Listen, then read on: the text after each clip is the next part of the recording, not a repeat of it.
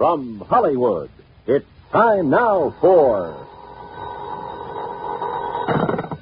Johnny Dollar. Bert Major, Masters Insurance and Trust. Oh, hi, Bert. What's up? Poor little rich girl in California wants to take out a $200,000 straight life policy on her husband, with herself as beneficiary. A lot of dough, but not too unusual, if you can afford it. Effective in 2 weeks, and hush-hush, a surprise. But who wants to... Why? Exactly.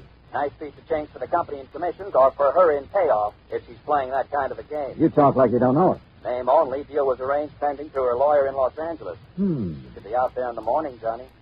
All right, Bert. Who gives me the filling? Our agent out there, Roger Hackey. He'll meet you at International Airport.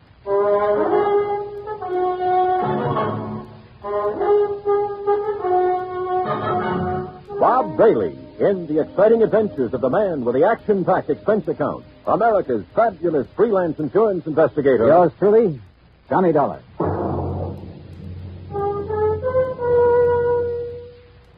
And now, Act One of yours truly, Johnny Dollar.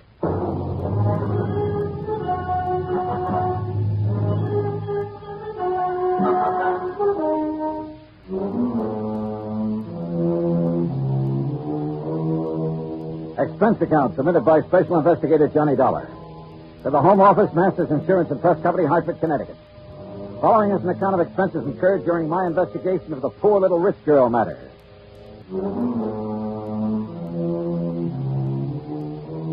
Expense account item 1, $280 round-trip plane ticket and incidentals, including sunglasses, Hartford to Los Angeles. I arrived, rested, ready, and right on schedule. Also on schedule was Roger Hackey, Masters Los Angeles agent, who turned out to be a repressed comedian, become insurance salesman. Yep, I said to myself, that's Johnny Dollar, I said. You are Johnny Dollar, aren't you? In person, you Roger Hackey? In person? You got the old feel, haven't you? Simpatico, we call it out here. Have a nice trip? Yeah. Good. Airplanes scare me. Don't like being up there in the wild blue yonder. Terra Firma's my dish of tea. Slow but sure, they call me. Yeah, well, look. Now, if you just follow me, we'll jump in my jalopy, and I'll have you at the Beverly Hilton before you can say Happy Hooligan. You said. Huh? Oh, yeah. Well, here we go. Cloud of dust and all that.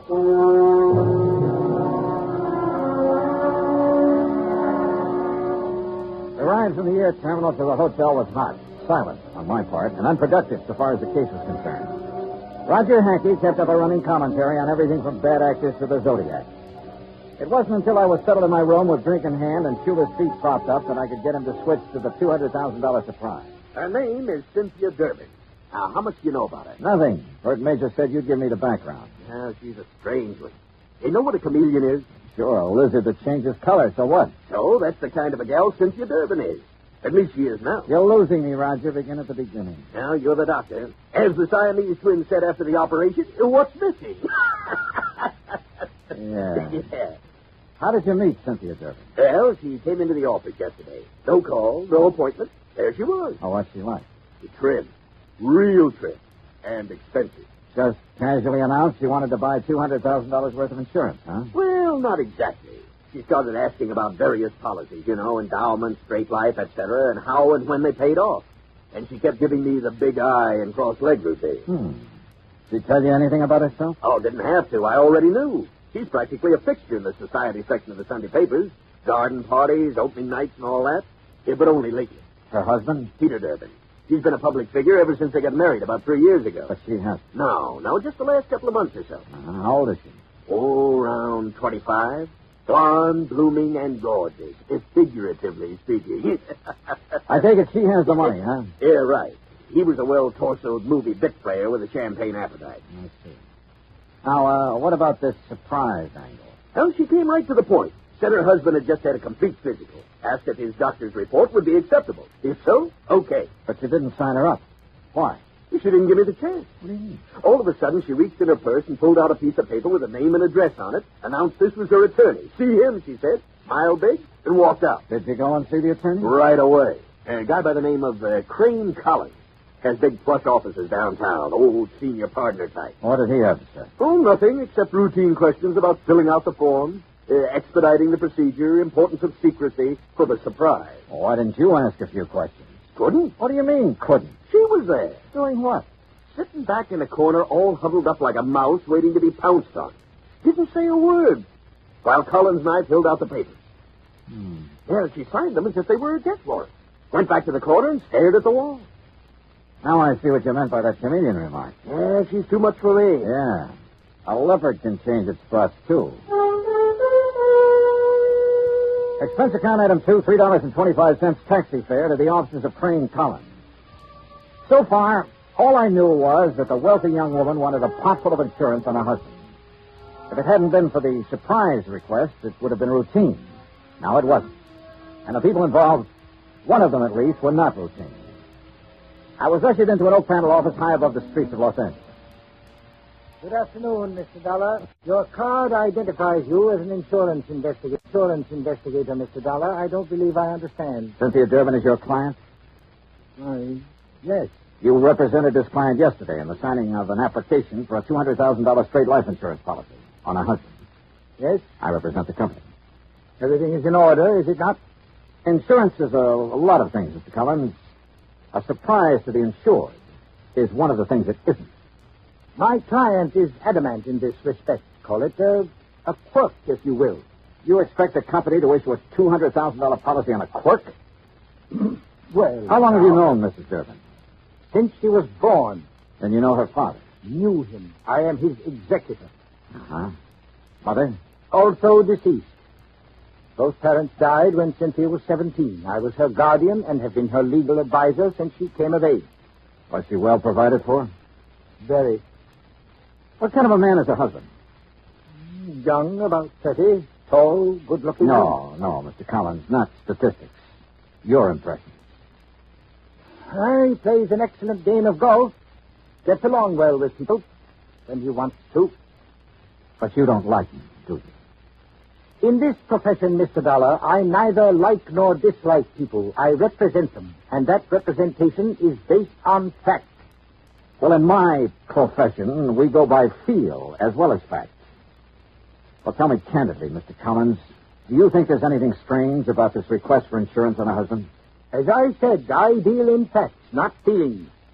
As a client, she sought professional assistance. Ergo, I supplied it. Where do the Durbins live? I'd rather... Oh, now look, I can get it from any society editor in town. My secretary will give you the information. All right, thank you. By the way, don't tell Mrs. Durbin or anyone else that we've had this discussion. If you do, there will be no insurance issue. Interference with investigative procedure. Fact, Mr. Collins. I understand. Expense account item 3, $2.60, phone call. Then taxi to Roger Hackey's office.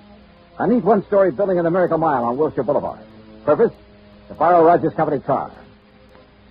The Durbins lived in one of those colonial mansions out in Beverly Hills, surrounded by curving driveways, spacious lawns, swimming pool, and cabanas, all of it enclosed by thick, high walls and electronically controlled gates. The mention of insurance on the intercom got me in. Cynthia Durbin was everything Roger said she was. The first time he met her, that is.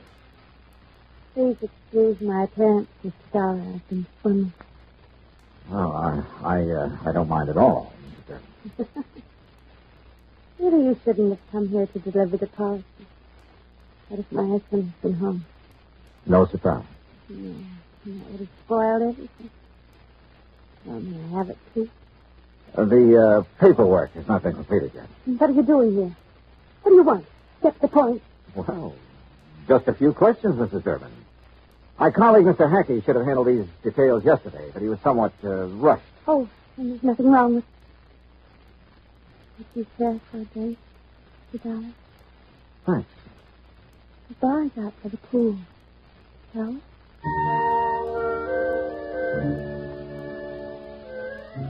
She was wearing a bikini and high-heel beach sandals, and she led the way. I was hoping it was 2 miles to the pool instead of the 75 yards it turned out to be. I mixed the drinks, and we settled down in a couple of sun lounges. Ah, those details, Mr. Dollar. Just formalities, actually. You're to be the beneficiary? Yeah. That was discussed yesterday. Oh, yes, so it was. What does your husband do, Mrs. Durbin?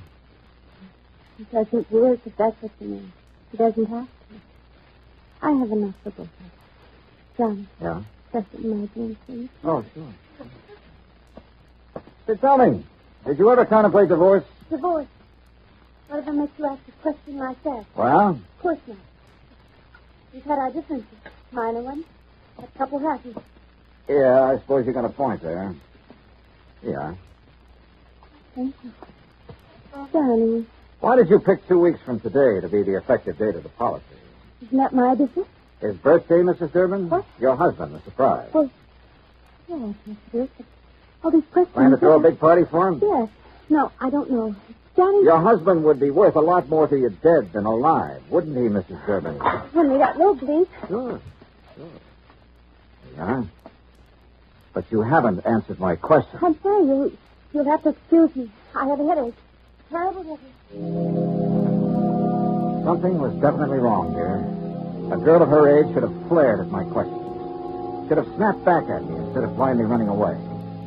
Yeah, something was wrong, all right. But I'd seen what I'd come to see. Both facets of Cynthia Durbin's personality. And was one of them actually thinking in terms of murder? My job, find out.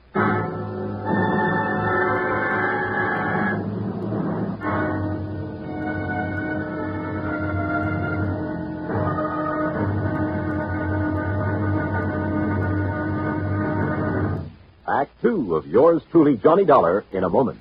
An interesting parallel hit me the other day. When a baby takes its first 3 steps, everybody is happy and gives a cheer for its progress. The same thing happens when a country takes important steps toward lasting world peace and freedom. That great American patriot, Benjamin Franklin, outlined 3 important steps in the drive toward a lasting world peace and freedom of mankind. The last and most important of these steps was, and is, to get the people of the world to talk to each other and to help each other. This is the essence of the people-to-people program that Americans have put into operation all over the world.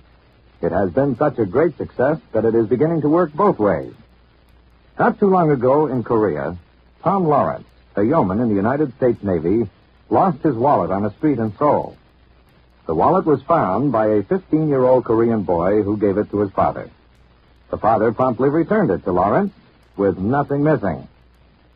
Tom Lawrence decided that this kind of honesty should pay off. He visited the 7 members of the Korean family and gave them 80 pounds of rice. He then promised to bring the family 50 pounds of rice each month he remained in Korea. The Korean father said, "I think this is much more than I deserve." Maybe it was, and maybe it wasn't.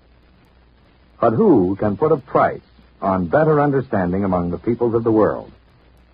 For through better understanding of each other comes an understanding of freedom, the right of all men, everywhere. And now, Act 2 of yours truly, Johnny Dollar, and the poor little rich girl matter.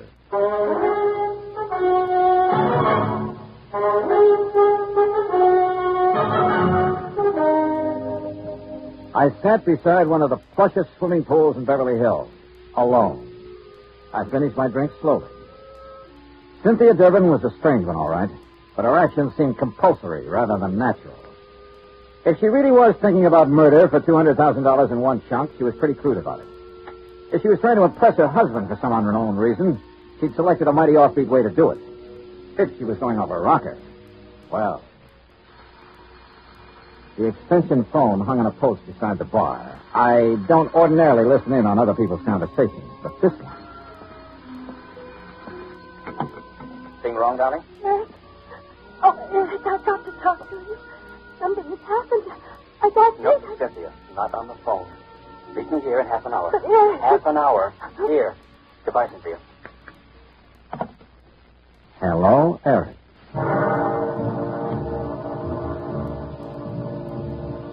As I strolled to my car, nobody asked me to come back again sometime. Not that I expected it. I parked a block down the street, adjusted the rearview mirror, and got comfortable. A cigarette later, she came zooming out in a cab convertible and headed my way. I've tailed a few cars in my time, but this kid was either scared silly or she'd learned her evasive tactics from Bull Halsey. I lost her in the first 10 blocks. So I drove Roger Hackey's car back to his office and prepared for the horse laugh I had coming. It came. lost you, huh? Oh, that's a dandy, a real dandy. Hey, tell me, do you always laugh when you're about to lose the commission on a $200,000 policy? Yeah? Oh. Well, what are you going to do now, Johnny? Who is Eric? Well, he's not a brother, that's for sure. Oh. I don't know. You know, for 2 cents, I'd turn in a negative report and go on back to Hartford. Oh, wait now. You can't do that. This is a big deal. For you. For me, it's a pain in the neck. But you can't turn in a negative report just because she's got an extracurricular boyfriend. You don't even know who he is. And what about her husband? Yeah, what about him? Here. I got the dope right here. Today's paper, and it's a good picture of him. Read what it says. Peter Durbin, one of Los Angeles' better amateur golfers, plays out of Silver Oak Country Club where the state open is being held this week. He's expected to finish in the top. Roger, what time is it? 4:30. Thanks.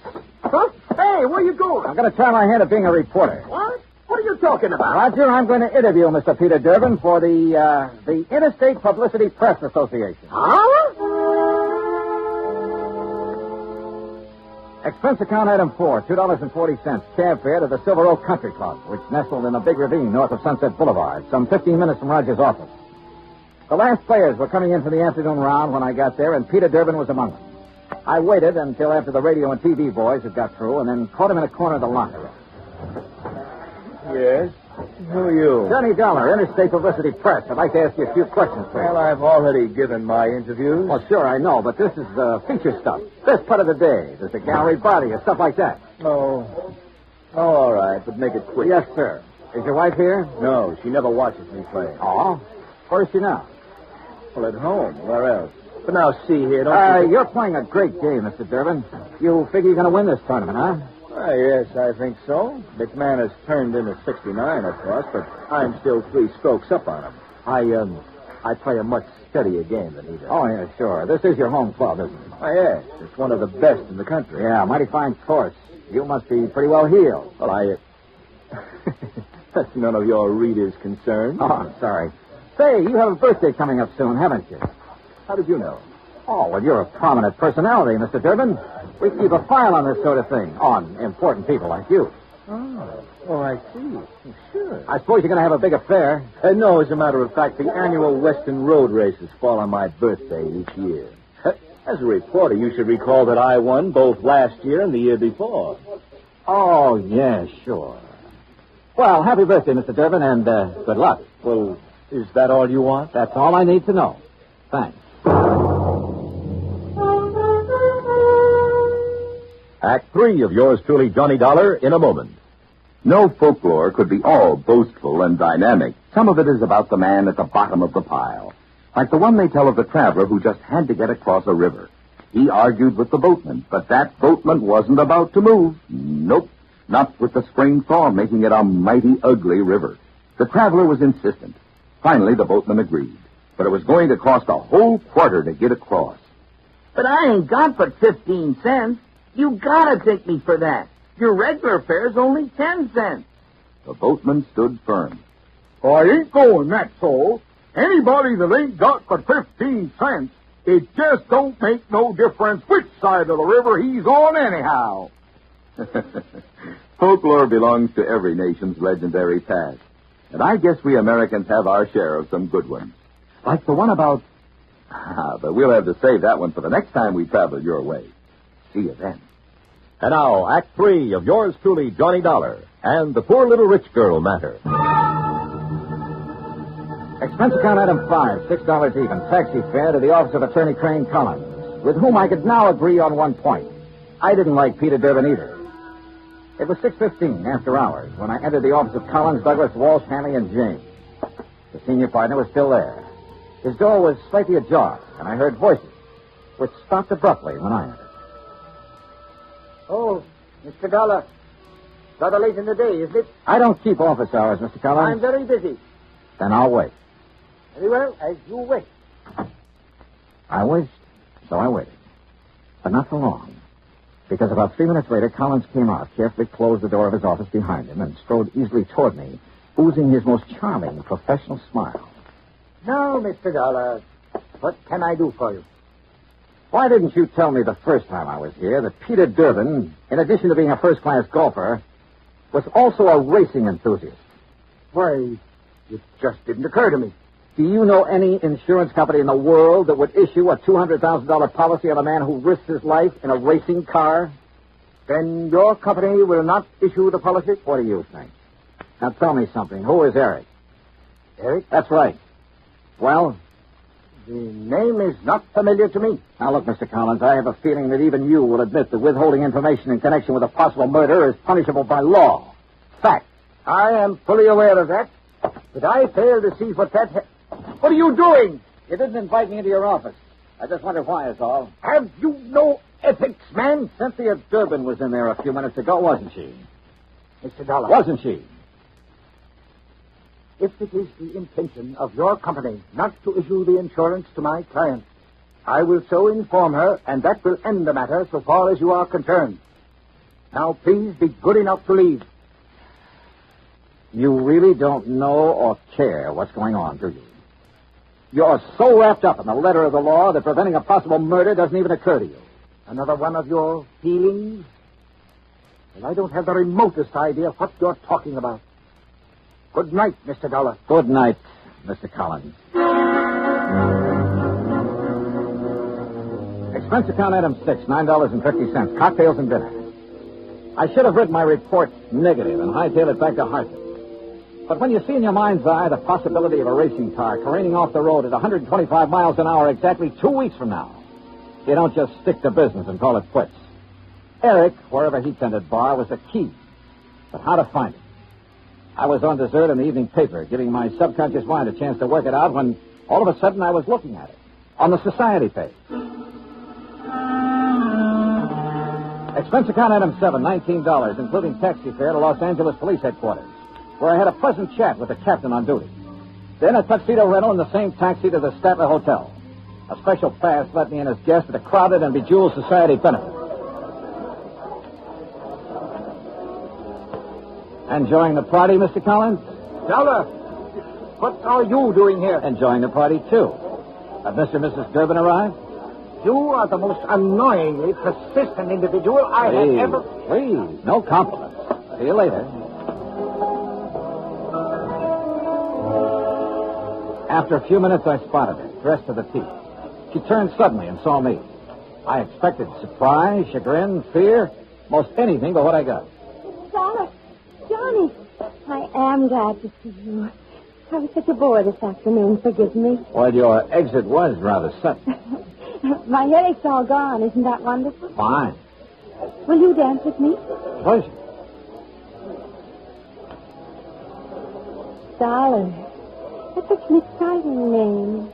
Is your husband with you tonight? No, poor dear. He's playing in a golf tournament and has to get his rest. You came alone? Yes.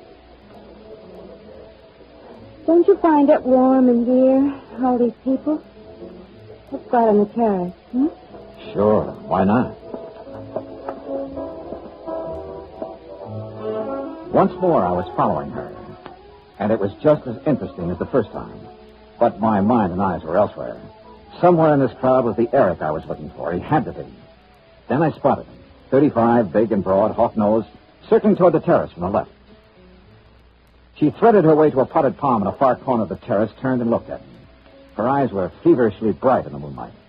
She was beautiful. You're a very charming man, Johnny. I wish... You wish what? You find me interesting. You haven't answered my question. Oh, I find you interesting, Cynthia. Who is Eric? The man you went to see this afternoon after you left me. You know who I'm talking about. Because you and Eric, I don't know how, were planning to kill your husband 2 weeks from now and collect $200,000 insurance. 2 weeks from now in the road race. Make it look like an accident, no doubt. No, Eric! No! I ducked and whirled around as a fist grazed past my ear and brought up one from the floor with all I had. Cynthia stood there a moment, then quietly folded up and lay on the floor in a heap, sobbing. Oh, there you are, Dollar. What have you done to this poor girl? And that man? Very simple, Collins. I've been combining feel and fact. The house dick and I got them out of there. Hawk-nosed to police headquarters, Cynthia to a hospital. Eric turned out to be a quack psychiatrist who preyed on unstable rich women and who was wanted in both New York and Florida. He had a perfect setup in Cynthia Durbin until he went for murder and the big money. Mrs. Durbin, well, the doctors tell me she ought to be normal mentally in a couple of years with proper psychiatric treatment. Expense account total, $317.75. Yours truly, Johnny Dollar.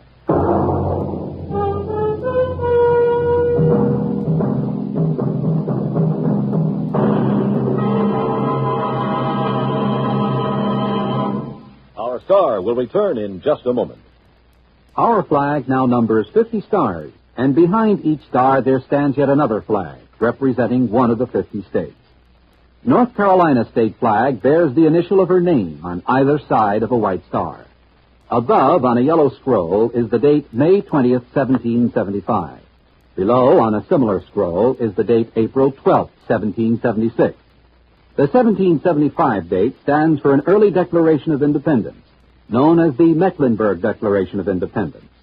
April 12, 1776, was the date of the first Constitutional Convention held in Halifax. The Halifax Resolve was a document that placed the Old North State in the front rank, both in point of time and spirit, among those colonies which demanded unconditional freedom and absolute independence from any foreign power. North Carolina's state flag, the flag of the 12th state to enter the Union, was adopted on March 9, 1885.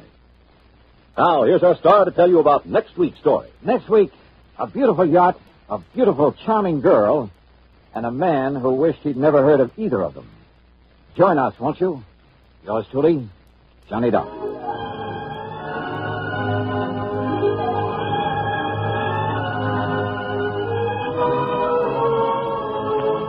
Yours truly, Johnny Dollar, starring Bob Bailey, originates in Hollywood. Written by Alan Botzer, it is produced and directed by Jack Johnstone. Heard in our cast were Virginia Gregg, Herb Ellis, Frank Nelson, Marvin Miller, and Peter Lee. Be sure to join us next week, same time and station, for another exciting story of Yours truly, Johnny Dollar.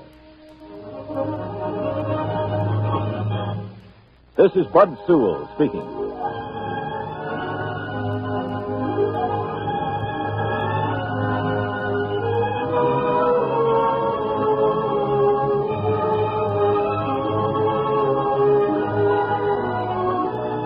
This is the United States Armed Forces Radio and Television Service.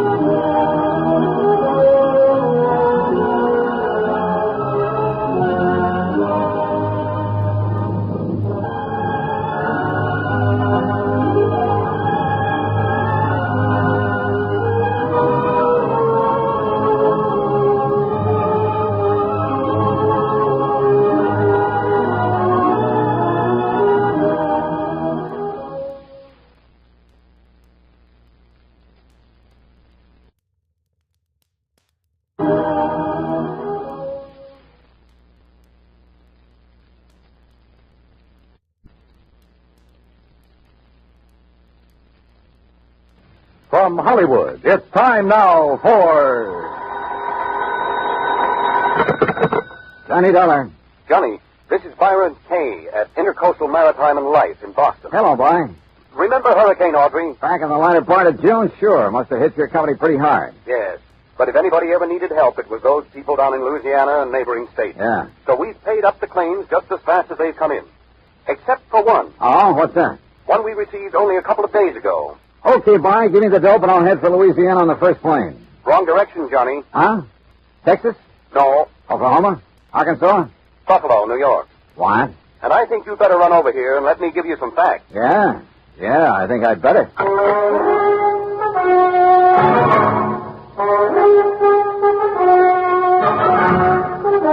Bob Bailey in the exciting adventures of a man with the action-packed expense account. America's fabulous freelance insurance investigator. Yours truly, Johnny Dollar.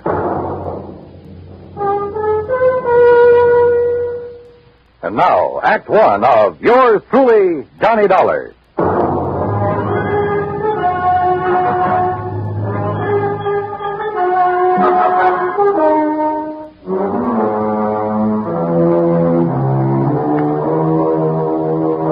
Expense account submitted by Special Investigator Johnny Dollar to the Intercoastal Maritime and Life Insurance Company, Boston, Massachusetts.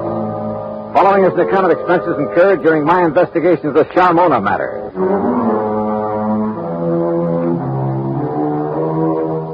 Expense account item 1, 1845. Plane fare and incidentals, Hartford to Boston, and a cab to Byron Kay's office in the Little Building. Glad to see you, Johnny. Hi. I'm glad you can take this on for me. Sit down. Okay, thanks. Ever hear of Charles Francis Keeley? Keeley? A very much reformed man, Johnny, who was apparently making a valiant try to live down some of the things he did earlier in his life. Like what? Well, he was I guess you'd call him a promoter, stock manipulator, that sort of thing. The point is, he made himself a lot of money a few years back until the authorities, the Securities Exchange Commission and so forth, put a stop to his fancy dealings. Sounds like a real nice guy. In any event, he had enough money by the time he quit to live pretty well. Nice home, beautiful wife, 62-foot cruiser, and that, by the way, is our biggest problem. Oh, I wish my biggest problem was a 62-foot cruiser. It is, Johnny. Now. Then tell me all. Yes. Early in June, he took his boat across Lake Erie to Detroit to have some work done on it at the Detroit Yacht Basin. Then, a couple of days before the end of the month, he started back for Buffalo. Oh, yeah, that hurricane was moving north about then, wasn't it? Yes, it was. And his failure to appear in Buffalo within a reasonable time didn't worry his wife a bit. Often before making that same trip, he'd stopped off in Cleveland to visit some of his old cronies. Uh-huh. But by July 20th, she began to get worried. She called the friends in Cleveland. They hadn't seen him. Then she called the Coast Guard. No word. A few days later, a couple of the life preservers from his boat washed up on the south shore of Erie near the little town of Lindsay. That enough for you, Johnny? How much insurance did he carry? On himself, $35,000. On the boat, $106,000. I see. Okay, bye. I'm on my way. Expense account item 2, transportation to Buffalo, where I signed in at the Stabler Hotel. Item 3, $5.20 for dinner. Then taxi, that's item 4, to the Keeley home north of Delaware Park on Colvin Avenue. I don't know just what I'd expected Keeley's wife to look like. Suffice it to say, I was pleasantly surprised. She was young, tall, blonde, and beautiful, with eager, sparkling eyes and none of the signs of grief I'd anticipated. I don't know why you registered at a hotel, Johnny. May I call you, Johnny? Why, sure. Please call me Mona. May I pour you another drink? No, thanks. As I started to say, you could have stayed here. There's plenty of room, as you can see. Yes. This is a very beautiful house, Mona. Yes, but so empty now. I get terribly lonely, Johnny. Well, of course I don't blame you. But now suppose we talk, if you don't mind, about the Johnny, if you have to be around for a few days, why don't you move out of that hotel and... Oh, I'm sorry. I shouldn't say that. I guess I'm sorry. Sorry? But I am lonely. Sure.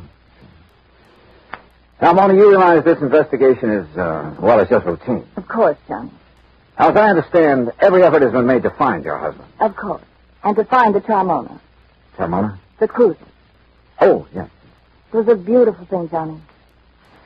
But now it's gone. And Paul. Paul? Yes. Paul Matthews was the pilot. Only he was more than that. He was very nice. Yeah. Well, now, as I... Oh, excuse me. Every time that phone rings, I hope it's some word, some news that perhaps... Well, you know. I'm not sure that I do. What? But by all means, answer it. Yes. Just excuse me. There was something distinctly wrong with this whole setup, that was for sure. Coast Guard, yes. Yes, this is she. This is Mona Keeley. Perhaps Charles Keeley wasn't the only one in this family to arouse suspicion. What? Say that again. Especially now, with nearly $150,000 involved. Yes, well, how about Paul? I said, how about Paul? Then, when she finally finished with the phone call, came a couple of other surprises. Thank you. Thank you. Johnny, he's all right. Huh? That was the Coast Guard. They found him. He's all right. Isn't it wonderful? That was the real surprise. Not what she said. Isn't it wonderful? Or even the way she said it. But something deep back in her eyes that gave her away, that told me beyond a shadow of a doubt that she was lying through her teeth.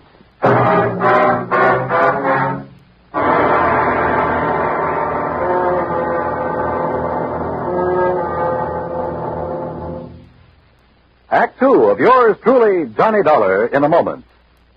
It is a rare event when a young man decides to leave civilization behind and hide himself away in the steaming jungle, just so he can help his fellow humans in a remote corner of the world.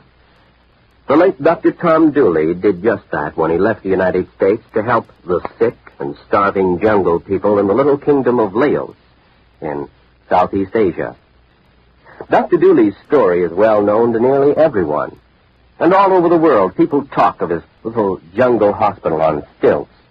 That's where he treated the dread diseases of the jungle and trained native medical technicians so that they might help their own people. Dr. Dooley wrote and lectured to many people so that the work of his medical assistance program, Medico, might go on. It was not easy for someone so young and so talented to give up the bright lights of the city and plant himself down in an unknown jungle, just for the purpose of helping unfortunate people he didn't even know.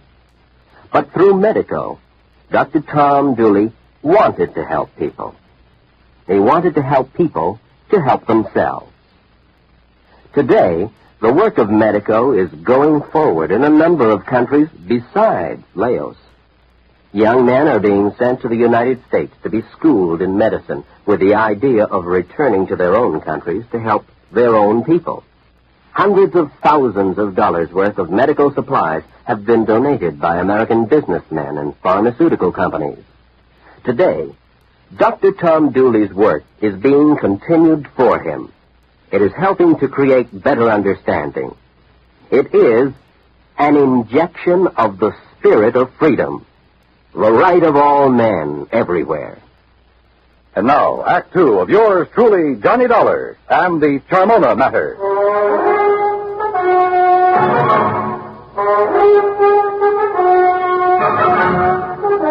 The news that her husband was still alive came as quite a surprise to Mona Keeley. Isn't it wonderful, she said. But I didn't believe that she meant it. On the south shore of the Lake Johnny, near the little town of Lindsay, west of Cleveland. He was picked up on the beach by a farmer who's been caring for him ever since. Isn't it kind of funny that you haven't heard from him before? That hurricane was a couple of months ago. Well, he was out of his mind from the shock of what happened to him. Did the Coast Guard say anything about the yacht? No, Johnny, I'm afraid that Charmona is at the bottom of Lake Erie. Well, where is he now? In Cleveland, in a small private hospital.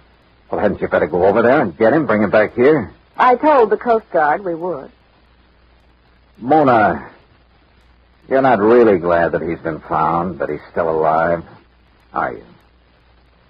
No, I'm not. I guess I never really loved Charles. I'm not sure he really loved me. He was a big shot, always out in the town, doing a lot of entertaining, that sort of thing. I was very pretty then. Kind of a business asset for him. When were you and Charles married, Mona? 9 years ago. It looks as though he's done pretty well by you. I never had any reason to complain. About that, I mean. But the things he did to make his money, it was... Well, I guess it was legal, but it wasn't right. It was almost like stealing, the way he promoted a lot of worthless inventions, penny stocks, worthless real estate, that sort of thing. But he always did all right. And you. Well, who worries about conscience when things are going well? A lot of people, Mona. But then they made him stop the things he was doing. And Charles became very strange. He took up religion like a fanatic. Oh?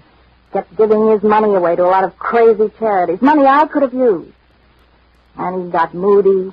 He'd go off alone for weeks at a time, pay no attention to me. That's what I meant when I said I was lonely, Johnny. Not just since the accident that lost the boat and Paul. Paul again, huh? Don't you understand these crazy things have been going on for over a year now? That's why I'm not jumping with joy that Charles is alive. Do you blame me?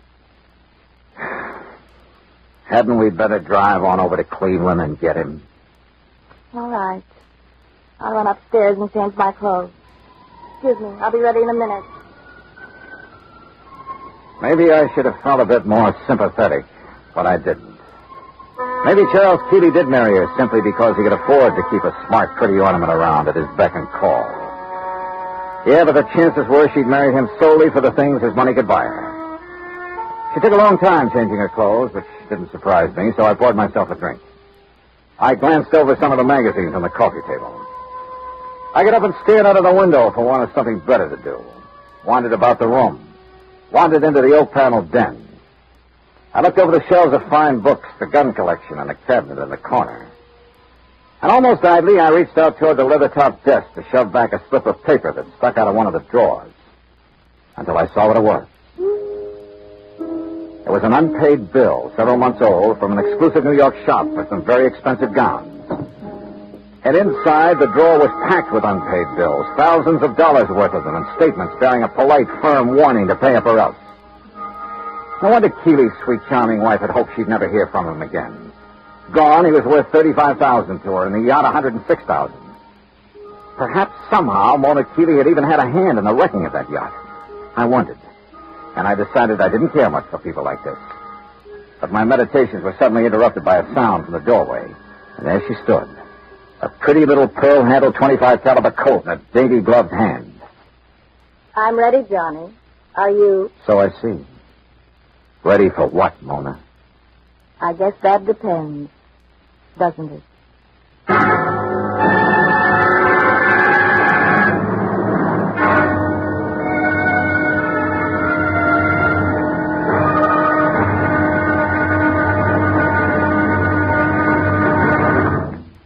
Act 3 of yours truly, Johnny Dollar, in a moment. Our flag now numbers 50 stars, and behind each star there stands yet another flag representing one of the 50 states. Wisconsin's state flag bears the state motto, Forward, and a likeness of the state mascot, the badger. The word badger was a nickname for the miners in southwest Wisconsin. During the mining boom just prior to 1830, the people who came from Illinois mined only during the good season and left during the bad. They were called suckers, just like the fish in the streams. But the busy Wisconsinites, with either too little time to leave or to build a house, moved into abandoned mine shafts to live as badgers. The Wisconsin banner pays tribute to these industrious natives. Wisconsin's state flag, the flag of the 30th state to enter the Union, was adopted on April 26, 1913. And now, Act 3 of yours truly, Johnny Dollar, and the Charmona matter. Mona Keeley stood there in the door of the den, a .25 caliber Colt in her hand. But she'd caught me going through the drawer of the desk, through papers that showed only too clearly why the loss in the storm of a $100,000 yacht might well have been carefully planned. Why she wished that her husband had gone down with it. You shouldn't have done it, Johnny. You shouldn't have looked in that desk. Pretty good proof, isn't it, Mona? That the wreck of the Charmona was no accident. I don't know how your husband worked it and still managed to get back to shore alive. You don't know what you're talking about. But he almost didn't make it, if what you've told me is the truth. Maybe that's because he didn't anticipate that the storms from Hurricane Audrey would hit Lake Erie. Maybe it's because... Well, we'll soon find out. Will you? Yes, when we drive over to the hospital in Cleveland and talk with him, if he's really there. Oh, he's there, all right. And you and I are going for a drive, but not to Cleveland. All right. Now. Oh, put that thing down, Mona. Sorry, sweetheart. That little thing in your hand is about as accurate as a slingshot. Now, why don't you... No, don't move. I still don't get it, though. Oh? What? And I'm sure you must have been in with your husband on his deliberate sinking of the yacht. If you think Charles sank it deliberately, Johnny, you're all wrong. Then I certainly don't get it. Because it's... Oh, now, wait a minute. You've made a couple of cracks about... What was his name? Paul? Do you want to know the truth? Paul was the pilot for Charles, and there's been no word about him. So he must have gone down with the Carmona. That's why I'm lonely and feel the way I do. Mona, this whole thing smells worse than He every was minute. young, and he was kind, and he loved me. I was glad when they found that Carmona had gone down, because the money for it would be mine. And I could get free of Charles, and Paul and I could... That's why I hoped Charles was gone. Yeah, another $35,000 for you. You're about the crummiest lot I've ever run into. Look at this, Mona, here on the desk. What? This solid gold table lamp. What about And it? there beside you, that expensive mirror. What are you talking about? Well, look. Why did you do that? Get this gun out. You. No. Oh, you. A lot of good this would have done you with the safety on. I'll kill you for this gun. No, I don't think so. And I don't think the police would like it if you try. Oh, no. Do you think they'd blame me for trying to stop you from going through the papers in my desk? For shooting you? No. Wait. I didn't mean that. I couldn't have shot you, Johnny. Johnny? Before we go, is there anything you'd like to tell me? Go? Where? Is there anything you'd like to tell me about why Charles really sank the Charmona? No. And I don't think you'll ever know how and why the Charmona went down. Want that? No, stay right there. Now I've got the gun, remember? Hello? What? Charlie? No. This is a friend of the family. Oh, well, this is Harry Nelson. You gave me a real start. I thought Charlie'd come back from his watery grave. He has, Mr. Nelson. What? Yes, he's in a Cleveland hospital. He's okay. Oh. Well, then I'll talk to him when he gets back. You see, I'm the man who was going to give him $98,000 for the Charmona when he got her back from Detroit. Oh? Oh, yeah, sure. But since the Coast Guard tells me she was a complete loss, well, naturally, I think I ought to have my deposit back. I'm sure you'll get it, Mr. Nelson. Yeah, okay, Mr. What did you say your name is? Fine. Who was that? Someone who threw some very interesting light on this whole matter. Come on. Where? Our little drive, remember? To Cleveland. During the 5-hour drive to Grace Hospital on the outskirts of Cleveland, I questioned her, using every trick I could, but she refused to talk. The theory that Charles Keeley had deliberately sunk his yacht had gone up in smoke. If he had a buyer for it, he wouldn't need to try to collect the insurance on it. But I still knew the whole case was anything but lily white, and hoped that Keeley could explain a few things. When we arrived at the hospital, there was a police lieutenant in Keeley's room and a stenographer. When she saw them, Mona gasped slightly and sank into a chair, to which the lieutenant promptly handcuffed her. As Charles Keeley talked, the whole case became crystal clear, and at the same time about as sordid as anything I'd ever heard. I should have realized what was up when Paul Matthews suddenly refused to make the trip back to Buffalo with me. He was my pilot, Lieutenant. I phoned the Coast Guard about him as soon as... Yes, sir. It was on the Coast Guard's tip that we ordered Paul Matthews picked up. Picked up. Then he's all right. Shut her up, Lieutenant, or get her out of here. As I started to say, they not only picked him up, but found where he bought the various parts for the little device he used. Good. Device? What are you talking about, Lieutenant? Let me tell you. Sure, go ahead, Mr. Keeley. And Miss Stenographer will have it all down on the record. I should have known what was up when Paul suddenly decided not to go back with me just before sailing time. You see, I've suspected for some months that he and my wife behind my back... Oh. Shut up, you rotten little... Go on, Mr. Keeley. I should have known then, but I had to get the cruiser back to Buffalo to a friend who'd offered me cash for it. Harry Nelson. Yes. Enough to get me back on my feet again.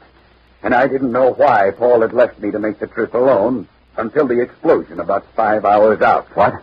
Yes, Mr. Dollar, up forward, where there couldn't possibly have been anything explosive. A bomb of some sort? What else, Dollar? It was luck, sheer luck, that I was sailing in close, that I'd put on a life preserver because of the storm. That was the tail end of the hurricane down south, you understand? Yes, and it was luck that she went down right off Palace Rock. Yeah, that's exactly where the Coast Guard divers found her early this morning. A hole as big as a house blown out of her front end. Yes, that storm, that hurricane may have taken a lot of lives, but it saved mine.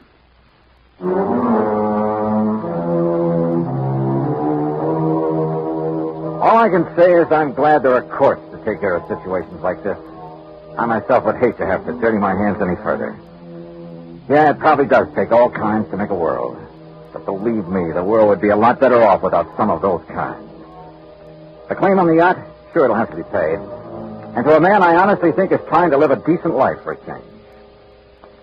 Expense account total, including incidentals, and the trip back to Hartford, $103.80. Yours truly, Johnny Dollar.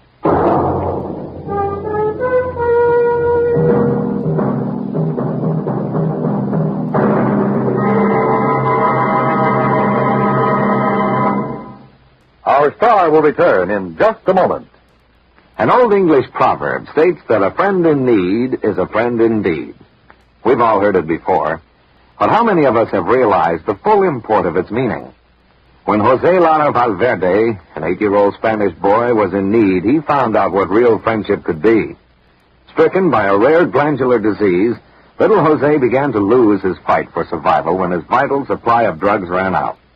In a desperate call for help, an amateur radio operator named Conte broadcast a weak signal over the European airwaves.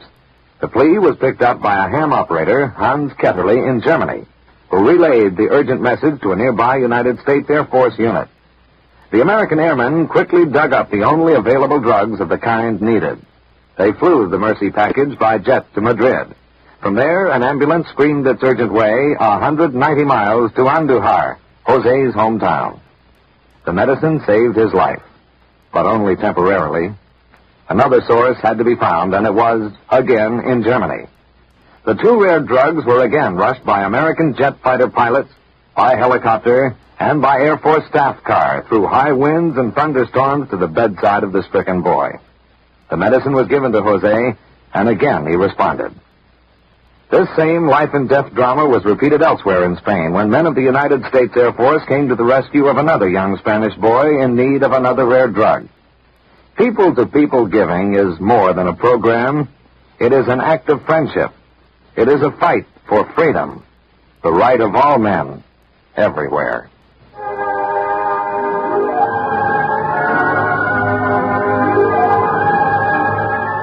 Yours truly, Johnny Dollar, starring Bob Bailey, originates in Hollywood.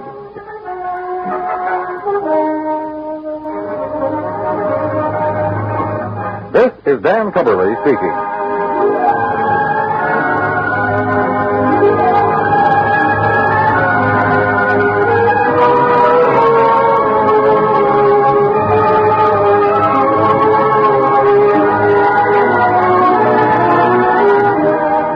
This is the United States Armed Forces Radio and Television Service.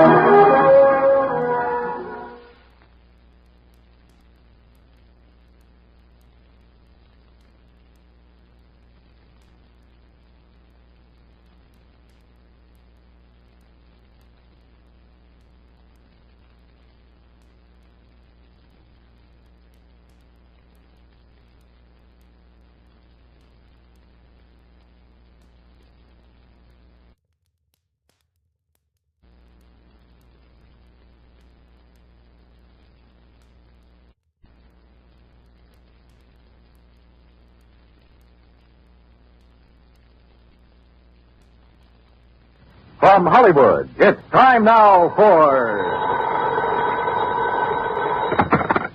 Johnny Dollar. George Reed here, Johnny. Uh-oh. What fantastic character is Floyd's of England insured this time? Now, what is that supposed to mean? More stinging mice, wayward cats. How about the counterfeit money problem? Johnny. No, let me guess. John, if you'll just listen to I me. got it. You're in trouble because you've done a switch. You've insured somebody against living instead of the other way around, that it? Of course not. No, I must do have one policy of that sort in effect. There, I knew it. However, that is not the one I called you about. Okay, George, what is? We've issued a policy. Well, I guess it is a little unusual at that. I fear the worst, but go on. Well, it's on a small brewery over near... Brewery? You mean a beer factory? That's right. It's over near the town of Tamaqua, Pennsylvania. Oh, yeah, I know that country pretty well. Good. We've insured the Dortmund Brewery against possible damage from a nearby construction project. Well, you said unusual. What's so unusual about that? Perhaps you'd better come over here and let me tell you. Yeah. When you say it that way, I guess I'd better.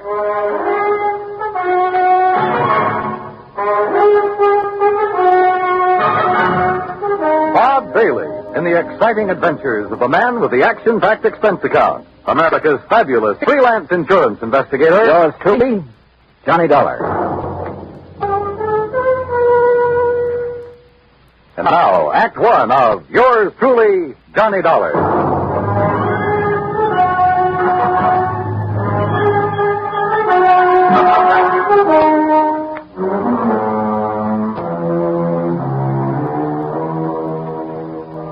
Expense account submitted by Special Investigator Johnny Dollar to Floyd's of England, North American Office, Hartford, Connecticut. Following is an account of expenses incurred during my investigation of the JPD matter. Expense account item 1, $1.10, taxi from my apartment to George Reed's office, where he promptly dragged me over to a large map tacked to one of the walls. Here it is, Johnny, between the towns of Tamaqua and Sackville, Pennsylvania.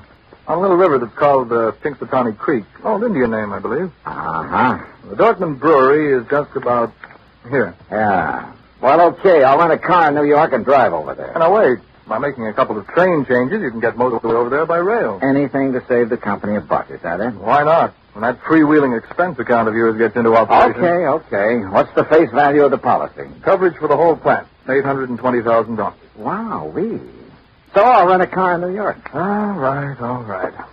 Now, as I told you, we've insured the Dortmund Brewery against possible damage from the building of a plant right next to it. What kind of a plant? Competition.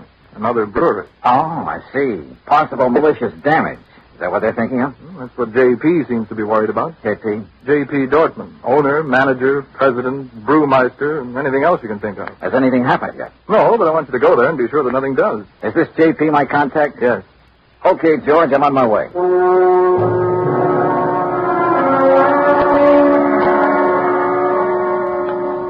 Expense account item 2, $935, fare and incidentals, Hartford to New York. Item 3, $50, deposit on a drive-your-own car. Item 4, 50 cents toll through the Humboldt Tunnel. I cut straight across the top of Jersey, crossed the Delaware at Phillipsburg, and finally pulled into the little town of Tamaqua shortly after 6 p.m. Items 5, 6, and 7, 12:20. For dinner, a place to rest my weary head, and breakfast the next morning. The Dortmund Brewery sat on the western bank of Pinxatawney Creek, about 5 miles out of town, and looked as though it had been sitting there for 1,000 years. It was a small affair, and the old frame buildings were badly in need of a coat of paint. Just north of it rose a towering cliff, and on top of that cliff stood an array of cranes and machines and bulldozers that are used on modern large-scale construction jobs. I parked my car at the entrance to the office building and was greeted at the door by a large, raw-boned woman of about 50 with straggly yellow hair and wearing a faded blue cotton dress that looked as though it hadn't been ironed in years. Something I can do for you? Oh, why, I'm looking for Mr. J.P. Dortmund. Mister. That's a laugh. Is it? Why? Because I'm J.P. What? That's right. Anything wrong with it? Well, Hey, wait a minute. You another of those lawyers from that job up on the cliff come to fancy talk to me about not having to worry in the world about what they're doing to me up there? No. And how I better mind my own business. What do you mean, no? My name is Dollar, Johnny Dollar. I'm here on behalf of Floyd's of England. The insurance company? Well, now, that's different. You come on into my private office, Johnny. Her private office was furnished with a battered walnut desk, some ancient filing cabinets, and a couple of straight wooden chairs. Nothing else. Hardly the kind of an office you'd expect for the president of a company worth $820,000. There's nothing fancy about it, Johnny, because there's nothing fancy about any part of my brewery. But that isn't what counts. We've been here ever since my great-great-grandfather built it up. And all we've cared about is making the finest beer in the country. Gretchen? And we do make it, too. Gretchen, can't you hear me out? Yes, J.P.? Gretchen, I want you to bring Mr. Dollar a pitcher full in a glass. Yes, sir. Well, look, I'm afraid I'm not much of a beer You man. will be when you've tasted this. It's the creek that does it, you know, Pinkston Creek. Finest water for beer in the whole United States. That's what makes good beer, you know. Yes, so I've heard. That's why that dirty Clarkson Kemper bunch are building up on the cliff to get at that water. I understand they'll be your competitors. Ha! All their fancy modern equipment and methods can't produce the brew the way I can. The long, slow, easy way. With all the good old-fashioned apparatus. The old country method. Yes, I see. Why, Johnny, we make our own barley malt. And we grind it by hand. And we come up with a wort that's second to none in the world. The old type sparger, too. And the hopjack. And the finest strain of yeast there is. Yes, I'm sure that 3 full months we age before we rack a drop. Sure, we take more time and more trouble, but we come up with a better brew. Better than any modern plant can ever make. Well, then what's your problem? They're getting ready to blast up on that cliff. Blast? A whole big chunk of it away. And when they do, that whole thing will come crashing down here. Thousands of tons of rock. Oh, surely there's some state authority or something to prevent that. Oh, they bamboozled the authorities. And your insurance company, too. They'll say it was an accident, a miscalculation. And when that rock comes crashing down here, it'll wreck this whole plant of mine. Well, you do have insurance, remember. It'll wreck all the fine old equipment that can never again be replaced because there are no such things anymore. Well, when's all this blasting supposed to take place? Who knows? Tonight, tomorrow, next week. Who knows? That soon? Yeah. So, Johnny, if there's anything you can do, you'd better do it now. What's insurance money if I have to lose this for it?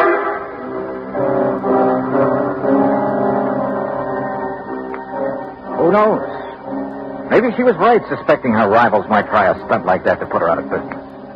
But it all seemed a little too far-fetched. And yet, when I think of some of the unscrupulous things that have been done to put down competition, maybe she was justified in suspecting this Carlson Kemper crowd of... Yeah, maybe she was.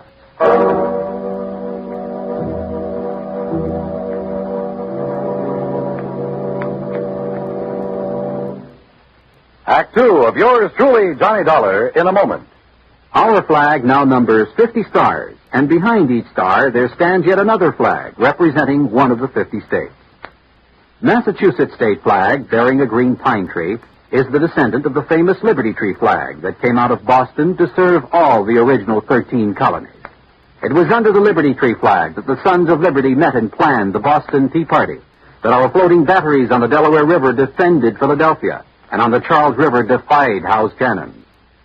Beneath the tree is inscribed the state motto, Ensu petit placidum sub libertate quietum. By the sword we seek peace, but peace only under liberty. These words were originally written by the famous English patriot Algernon Sidney about 1659. This was a message intended for King George III. Unhappily, it went unheeded. Massachusetts state flag, the flag of the sixth state to enter the Union, was adopted on March 18, 1904. And now, Act 2 of yours truly, Johnny Dollar, and the JPD matter. If J.P. Dorfman was right, if there was the least possibility she was right in her suspicion that Carlson Kemper would blast thousands of tons of rock down on a little plant in order to put her out of business, well, there was only one thing to do. I got back into my car and drove by a roundabout way up to the top of the cliff overlooking the Dorfman Brewery. There in the middle of the vast array of heavy construction equipment, giant cranes, trucks, huge cement mixers, and so on, I found the main construction shack. And by a stroke of luck, one of the partners in the proposed new brewery, Mr. James Carlson. That crazy old lady's being absurd, Mr. Dollar. If you really want the truth, well, I think she'd welcome our smashing that antiquated brewery of hers out of existence. Is that what you plan to do, Mr. Carlson? Can you be serious? By blasting a few tons of rock off the face of the cliff into the river? Or a few thousand tons? Or a few thousand tons. Won't do that place of hers a bit of harm. You're sure? Of course I'm sure. Only thing I'm not sure of is why she stays in business. What do you mean by that? Well, she can't be making any money. The methods she uses were out of date in this country 50 years ago. The product's good, sure. But today you've got snowball. Did you know, Dollar, that out of the goodness of my heart, I offer to take that crummy plant of hers off her hands? Or because her location is better down next to the water supply? Oh, partly, sure. I offered her nearly $500,000 for her spot. 400,000 to be exact. But no dice. She just kept bothering us, trying to get out a lot of injunctions against our building there. I assume you have the necessary permits for this blasting operation. The whole drawer. Hey, look at them yourself. the same time appreciate the volume of red tape necessary to do anything these days. But suppose that something should go wrong. That quite by accident, the top of that cliff should drop down on JP's brewery. Mr. Dollar, it's to obviate any such possibility that I called in one of the foremost blasters in the country, who, purely incidentally, is top man for one of the biggest makers of explosives in the world. You talk to him, Mr. Dollar. Maybe I will. Believe me, I can understand why you might not take my word for the safety of the operation we're about to undertake, but certainly you can't question his word. You say about to undertake. When? I believe he's planned the big blow-off for tonight. Tonight? Yeah, come on, I'll take you to him.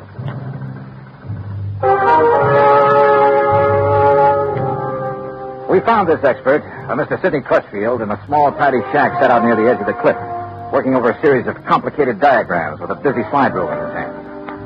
And I must confess, he turned out to be one of the most interesting men I've ever met.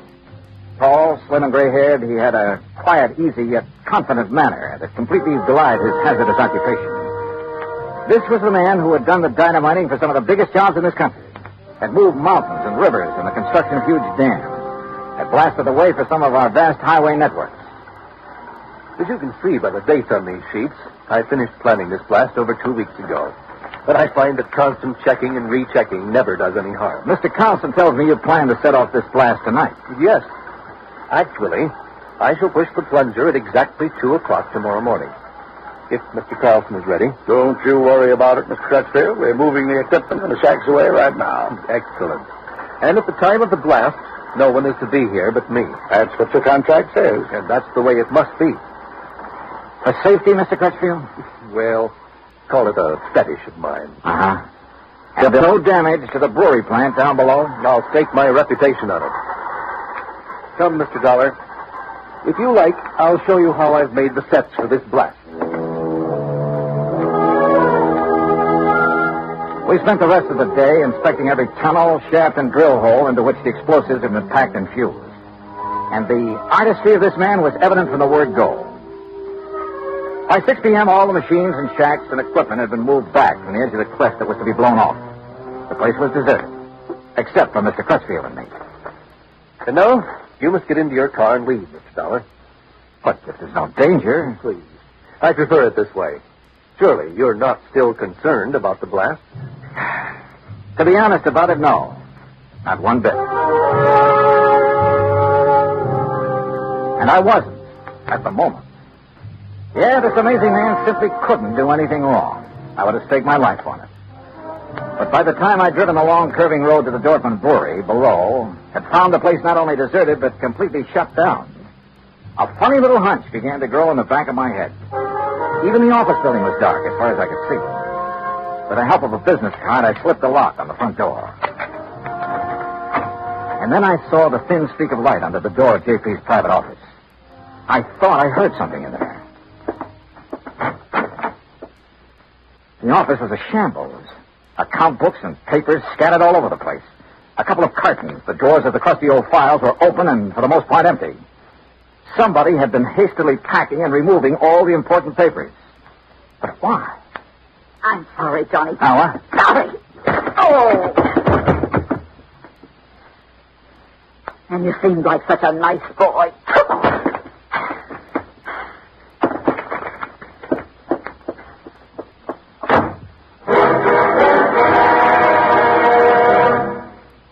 Act 3 of yours truly, Johnny Dollar, in a moment. Anyone who has survived the rigors of basic training is familiar with a great variety of milk that is dished out periodically in the armed forces. Now, there's frozen milk, concentrated milk, frozen concentrate, and good old powdered milk. But sometimes supplying wholesome, fresh, real milk has been a problem when servicemen have been stationed in out-of-the-way places. The United States Air Force came across that problem some time ago in the island of Terceira in the Azores, those Portuguese islands that dot an eastern portion of the Atlantic Ocean. The air base there was considered powdered milk country for a long time. Although cattle have played an important role in the economy of the island of Terceira, the herd was badly inbred and milk production was very low. Modern milk processing was not a part of the picture. And with the help of Portuguese veterinarians, the men in the United States Air Force unit worked out a free breeding service by using a small herd of milk cows acquired in England, and the cattle there at Testera improved. Then, a complete pasteurizing, homogenizing, sterilizing, bottling, refrigeration plant was flown in from the United States. As soon as this activity got underway, milk production began to climb steadily, and thirsty Air Force men and civilians were soon buying and drinking the new fresh milk. When economy of the island began to rise rapidly, the people were happy and grateful. You might say that a little milk of human kindness increased understanding on an island of freedom, the right of all men everywhere. And now, Act 3 of yours truly, Johnny Dollar, and the JTD matter.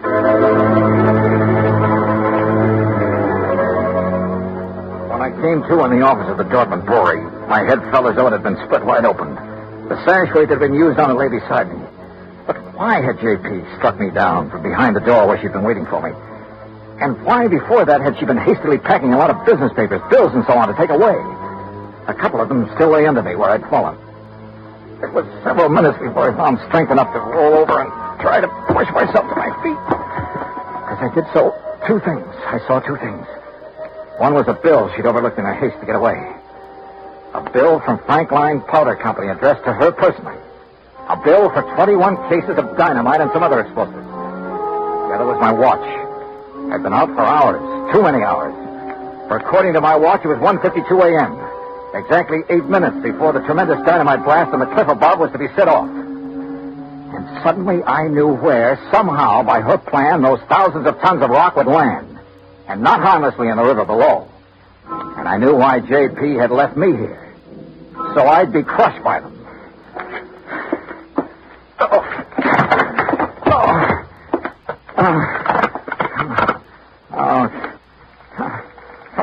Come on.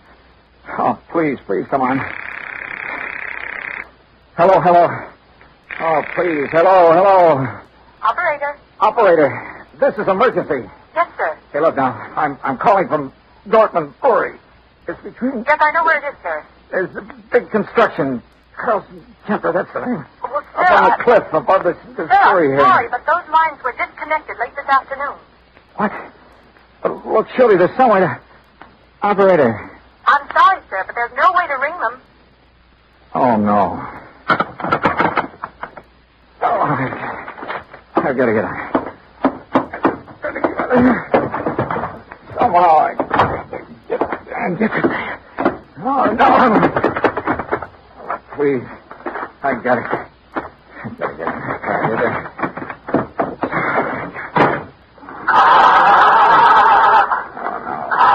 My head, I can't.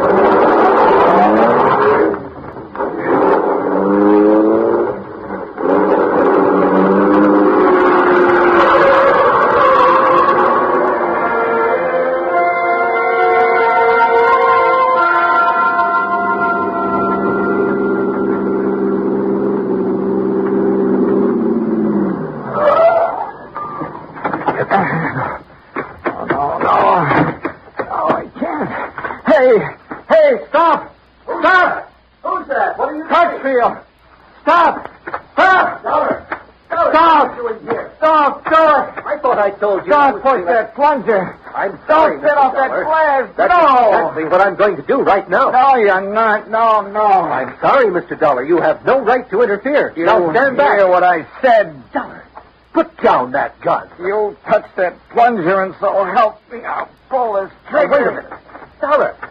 Dollar, what's the matter with you? What's happened to you, man? Oh, good heavens.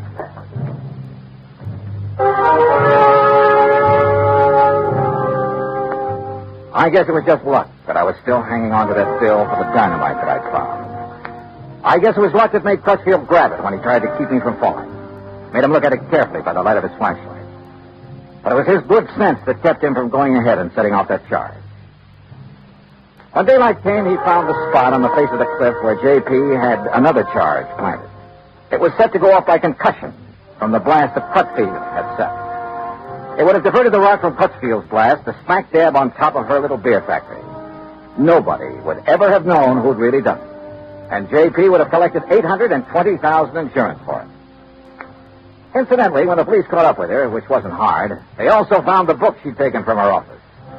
Yeah, J.P. Dortmund was broke. Stony. Expense account total, including a handful of doctor bills for my aching head, and all the incidentals I could think of, $204.80. Yours truly, Johnny Dollar.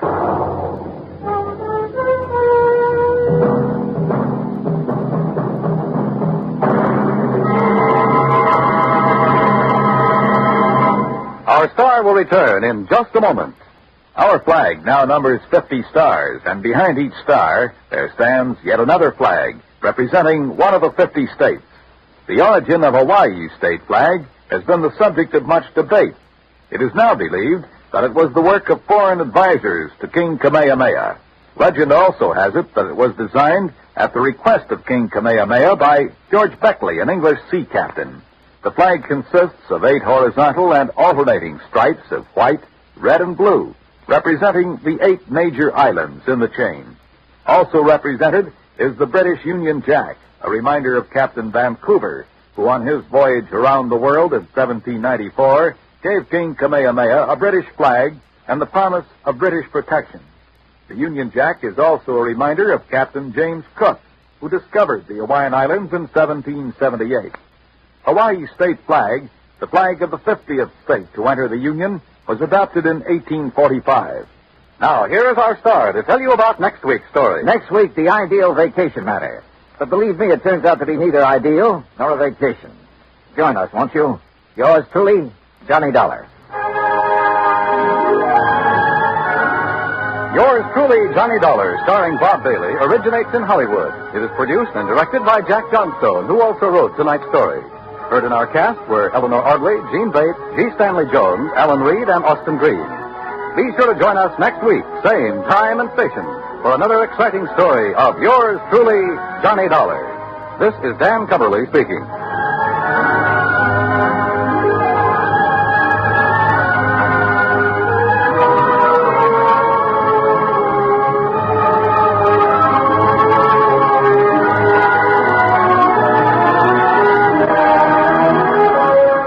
This is the United States Armed Forces Radio and Television Service.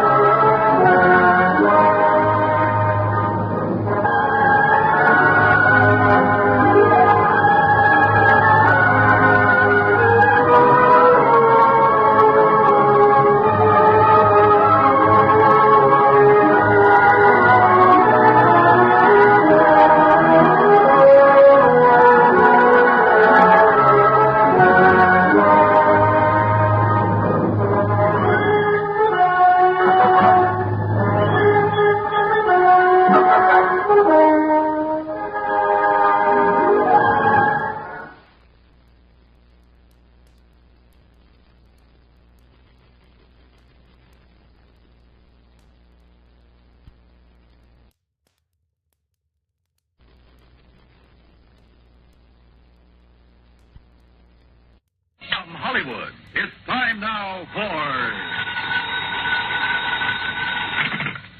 Johnny Dollar. Pat McCracken, Johnny, Universal Adjustment Bureau. Oh, hi, Pat. Hey, I thought you were on vacation. I was. I got called back right in the middle of it, and I got him that Grant. You know him? Grant, the Broadway columnist? That's the one. Well, what's he got to do with your vacation? He's heavily insured by one of the companies we represent, and right now he's taking his vacation. Well?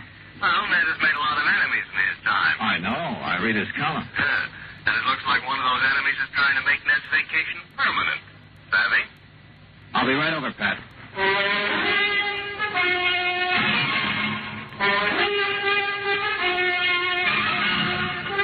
Bob Bailey in the exciting adventures of the man with the action-packed expense account. America's fabulous freelance insurance investigator. Yours truly, Johnny Dollar.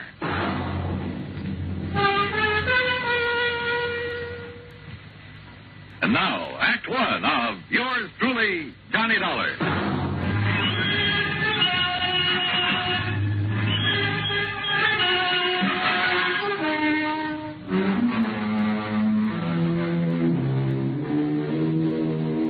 Expense account submitted by Special Investigator Johnny Dollar to the Home Office, Universal Adjustment Bureau, Hartford, Connecticut. Following is an account of expenses incurred during my investigation of the ideal vacation matter.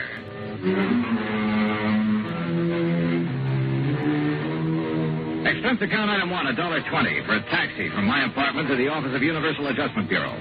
But Pat McCracken was waiting for me, his face covered with sunburn and worry. Just when I was beginning to relax and enjoy my vacation. Sit down, Johnny. Thanks. Now, what's the deal about this Ned Grant? Well, you say you read his column. You know he prints some pretty blunt stuff sometimes. Yeah. I've often wondered how he gets away with it. A couple of years ago, he dug up some evidence on a bad boy named Willie Bemis. Bemis, yeah. The stuff he printed helped get Bemis convicted, didn't it? Yeah, even with Ned. Oh, well, a fellow in Ned Grant's position hears that kind of threat all the time. Besides, with Bemis in jail, what's the problem? Not at all, Johnny. If he were in jail, he broke out last night. Oh, I see. Does Grant know that Bemis is on the No, loose? I told you, Grant's on vacation, probably as far from a newspaper as he can get. So you think he's in danger? Well, what would you think? Oh, but if Bemis has any sense, he's heading in some other direction as fast as he We can. can't afford to take the chance, Johnny. Well, look, Pat, I still don't see where I figure in this. Why not just arrange for police protection for Grant until Bemis gets picked up? Want to protect the guy, you got to find him first. Find him? Yeah. You mean you don't know where Grant is? Apparently nobody knows. Oh, great. And I'm supposed to find him? That's right. Oh, do me a favor, huh? Like what? Find him before Willie Bemis does.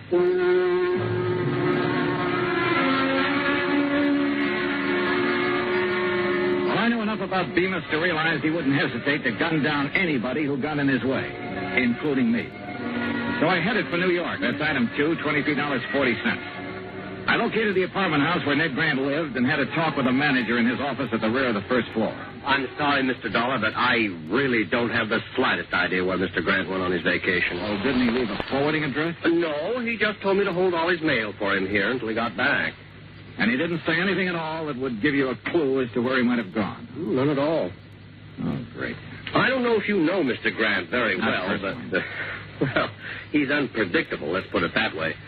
Of course, the kind of life he leads would make a character out of anyone, I guess. You mean batting out that column every day, huh? Yes, and his phone ringing every 10 minutes and strange people traipsing up to see him at all hours. Really, I can understand his not telling anyone where he went on his vacation. He just wanted to get away from it all.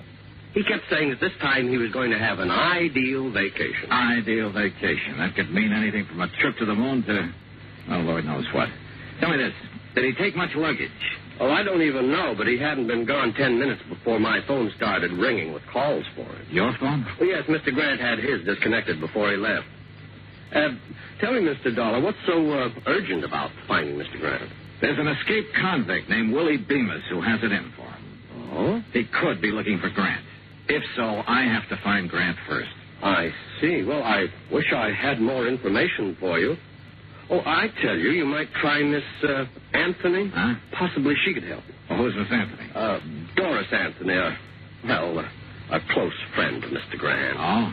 You know where I can find her, where she lives? Well, as I understand it, she has a small apartment somewhere on East 73rd Street. Good, I'll find it. Thanks, Mr. Crothers. I walked outside and hailed a taxi. But then, just as I was about to step into it, I froze. Because I caught a glimpse of somebody walking quickly into the service entrance at the side. And there was just enough light to tell me it was none other than Willie Bemis. I headed back in fast and straight to the door of Crothers' little office. The door of it was locked. Crothers, open up. Crothers. Okay, then I'll open it.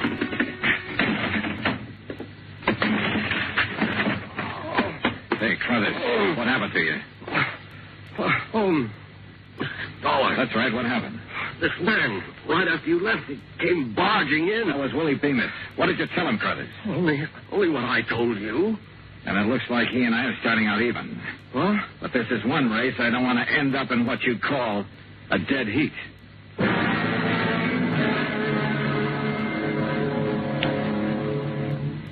Act 2 of yours truly, Johnny Dollar, in a moment. And now, Act Two of yours truly, Johnny Dollar, and the Ideal Vacation Matter. I looked up Doris Anthony's address on East 73rd and took a cab. That's item 3, $1.75 to her apartment. She was tall, rangy, dark hair. And somewhere along the line, I'd seen her before. But I couldn't remember where. Ned Grant? How would I know where he is? He isn't exactly the sort of guy that lets you in on his plan. Hey, listen, Doris, this may be the oldest line in the book, and I know it, but haven't I seen you somewhere before? Could be. I've been around a while. Like where? Oh, I used to sing in a couple of clubs around town. That's where I met Ned. He liked me, so he helped me. In his column, is that what you mean? Yeah, that's what I mean. His apartment manager says you're a very good friend of Ned's. He has a lot of girlfriends. My main claim to fame is I'm always handy. Well, look, Grant told the apartment manager he was going to take an ideal vacation. Any idea what that would mean? Or where? Sure, wherever there are girls. What do you want him for? Somebody's out to get him. What do you mean? Who? Willie Bemis. That name mean anything to you? Bemis is in prison. He was. He's out now. What? When? You didn't know?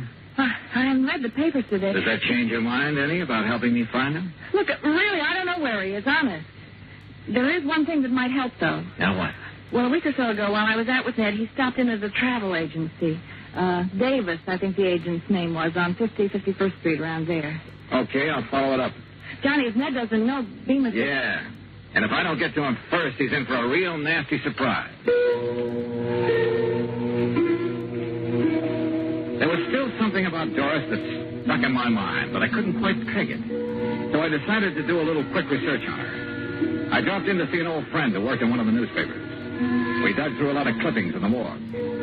Doris had sung at half a dozen spots around town, and there were a lot of pictures on her. Then I came to one that rang a large-sized bell. It was a shot of her sitting at a nightclub table. And the man sitting there with her was Willie Bemis. I headed back to her apartment fast. But she was gone. The manager told me she'd left in a hurry and with a suitcase. Now I didn't know where I stood. If Doris was still friendly with Bemis, it could very well be that she knew where Grant was and was helping Willie Bemis find him. In that case, the lead she gave me on the travel agent was only a bum steer to throw me off the trail. But the way things stood, I didn't have anything else to go on at the moment, so I had to take a chance she'd been on the level.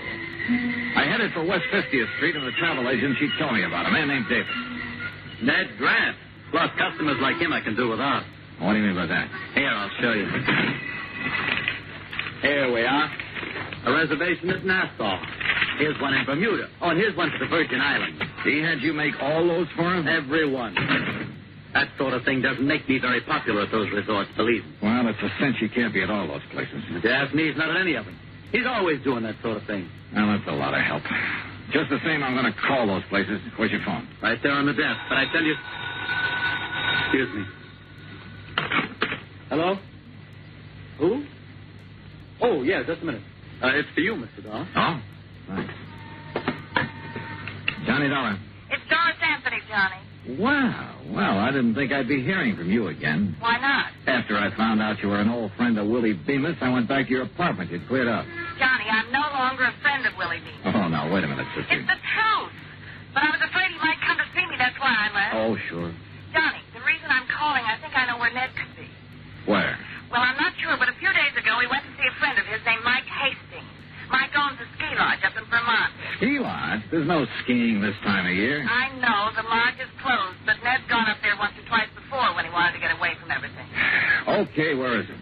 It's called Hastings Lodge, about 20 miles beyond Bradbury, on a little country road. Now, look. I have no choice but to go on up there. Have you told anyone else about this? No, of course not. Okay, Doris. Don't. Expense account item 4, $38.50. Transportation by plane and rented car to Hastings Ski Lodge. As I jounced over the bumpy road up in the Vermont woods, I couldn't help thinking this might be strictly a wild goose chase. But at the moment, I couldn't afford to pass up any lead. It was after dark when I finally drove up to the lodge. It sprawled on the side of a hill way out in the middle of nowhere. There were no lights on, no sign of life about the place at all.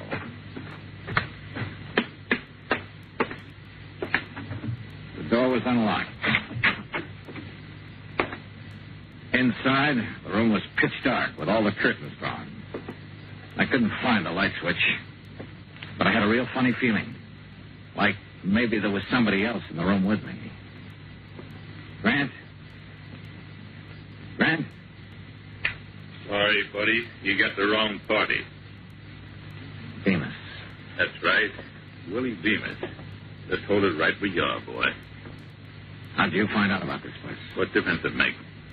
Yeah, I guess you got a point there. Except I have a nasty little idea who might have tipped you off. Where's Ned Grant? He hasn't shown up yet. So what happens now? So I'll wait for him. What about me? I'll give you 3 guesses about you, but I figure you're only going to need one of them.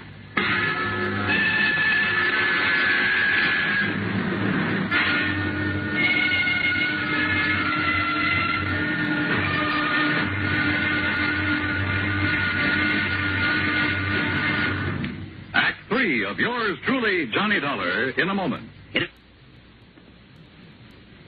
And now, Act 3 of yours truly, Johnny Dollar, and the ideal vacation matter.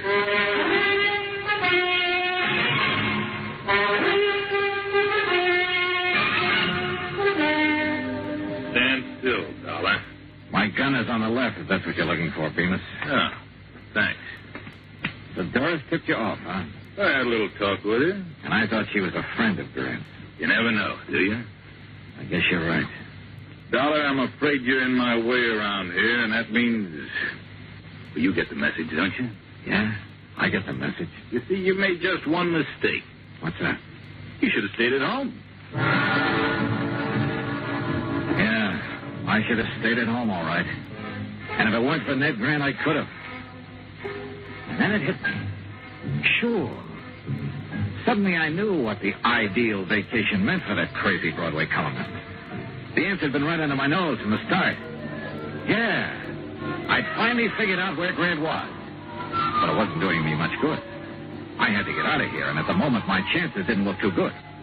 You know, Dollar, you got a very funny look on your face. Have I? Yeah, like something just rang a bell with you. Oh, sorry, Bemis. It's just my normal delirious expression. Okay, funny boy. Play it your way. Over against the wall. Move. Hold it. Listen. There's a car outside. Friend of yours? I don't know. I'm not taking any chances. Now you answer the door, Dollar. I'll be right behind it, and this gun will be staring at your back. It could be Ned Grant who'd driven up, in which case I'd have to warn him somehow. Or it could be somebody else, in which case I had to grab their car and get out of here. One thing sure, whoever it was, I had to move fast. Johnny?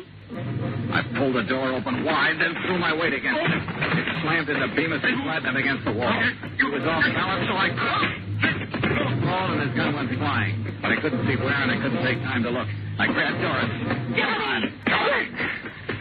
Come on, I went to the car. Now, you're going to help me for a change. That was Bemis. Don't tell me you're surprised. You're the one who tipped him off about the ski lodge. But, Johnny, I had no choice. He pushed me around. Yeah, sure. Johnny, where are we going? New York. You think Ned's there? Doris, I think he's been there right from the start.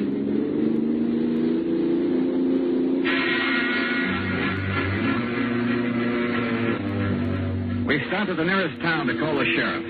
I wanted his boys to try and intercept Bemis. He was a cinch to be following us by now. Then we headed for the city. The sun was rising when we pulled up at Grant's apartment house.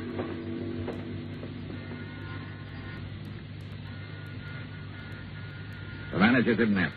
Maybe he's still asleep. Looks like I have to take another chance on you, Doris. I tell you, I'm on the level, Johnny. I sure hope so. I got to get up to Grant's apartment fast.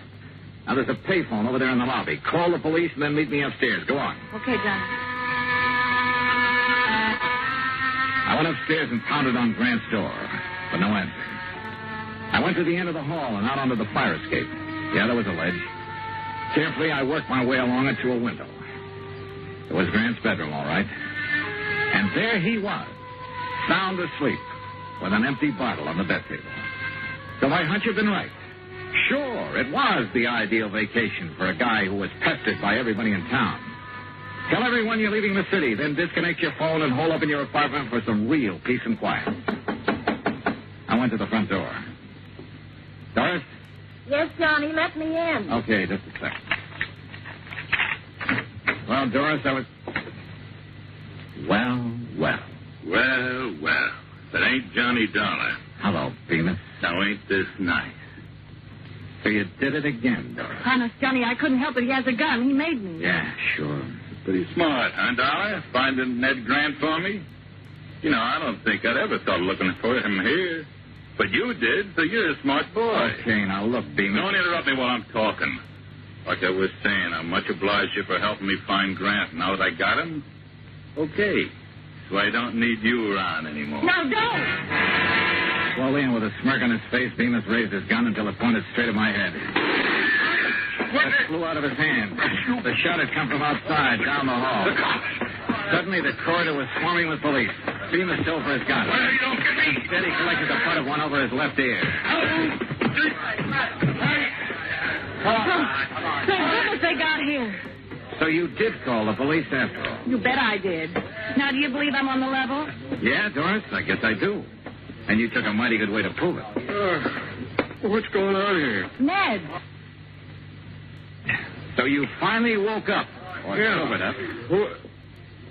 Hey, that's Willie Bemis they're carting away. It sure is.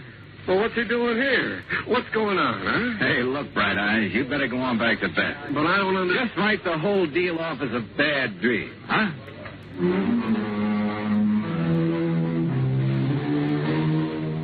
Expense account total $115.25. And look, the next time you send me out to protect a guy, don't pick one who's going to sleep all the way through the deal, huh? I don't know, it kind of takes the sport out of it. And Pat, since I didn't find a man who ran away for you, on account of he never really ran away, well, how about sending my fee on this one to the community chest? Yours truly, Johnny Dollar.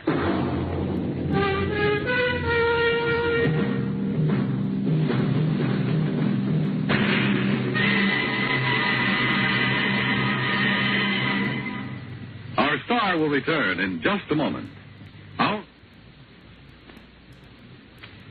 And now, here is our star to tell you about next week's story. Next week, an old racket comes to light and nearly cost me my life.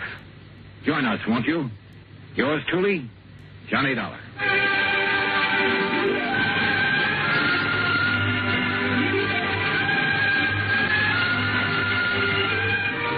Yours truly, Johnny Dollar, starring Bob Bailey, originates in Hollywood. Written by Robert Wright, it is produced and directed by Jack Johnstone. Heard in our cast were Mary Jane Croft, Lawrence Dobkin, Joseph Kearns, Jack Edwards, Barney Phillips, and Byron Kane. Be sure to join us next week, same station, for another exciting story of yours truly, Johnny Dollar.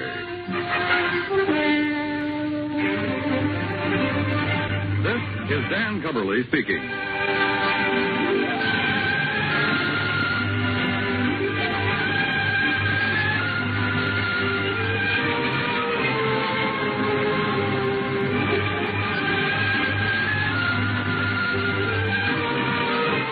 This is the United States Armed Forces Radio and Television Service.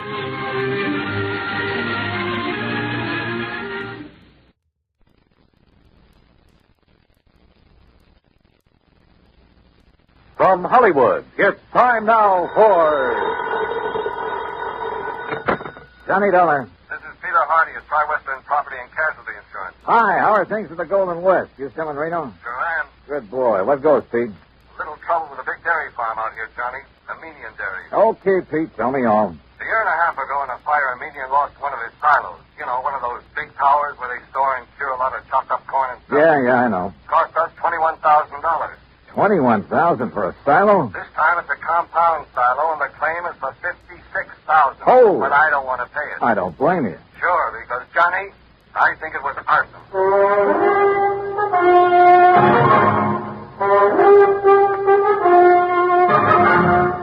Bob Bailey in the exciting adventures of the man with the action-packed expense account, America's fabulous freelance insurance investigator. Yours truly, Johnny Dollar. And now, Act One of yours truly, Johnny Dollar.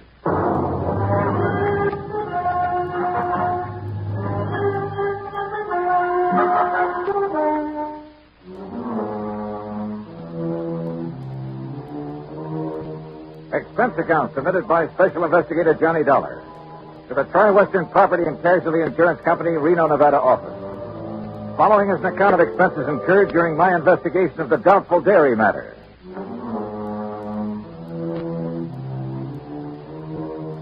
Expense account item 1, $141.20. Transportation and incidentals, Hartford to Reno, Nevada. It was about 9 a.m. when I arrived, so I checked into the Mace Hotel, then walked over to Pete Hardy's office.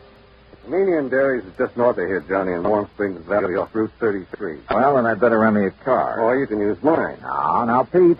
How can I run up my expense account unless I have something to run it up with? Johnny, for once... Anyhow, the reason why these silos Armenian has are so expensive... Is that the owner's name, by the way? Yes, Aram Armenian. And I take it he's Armenian? Strangely enough, no.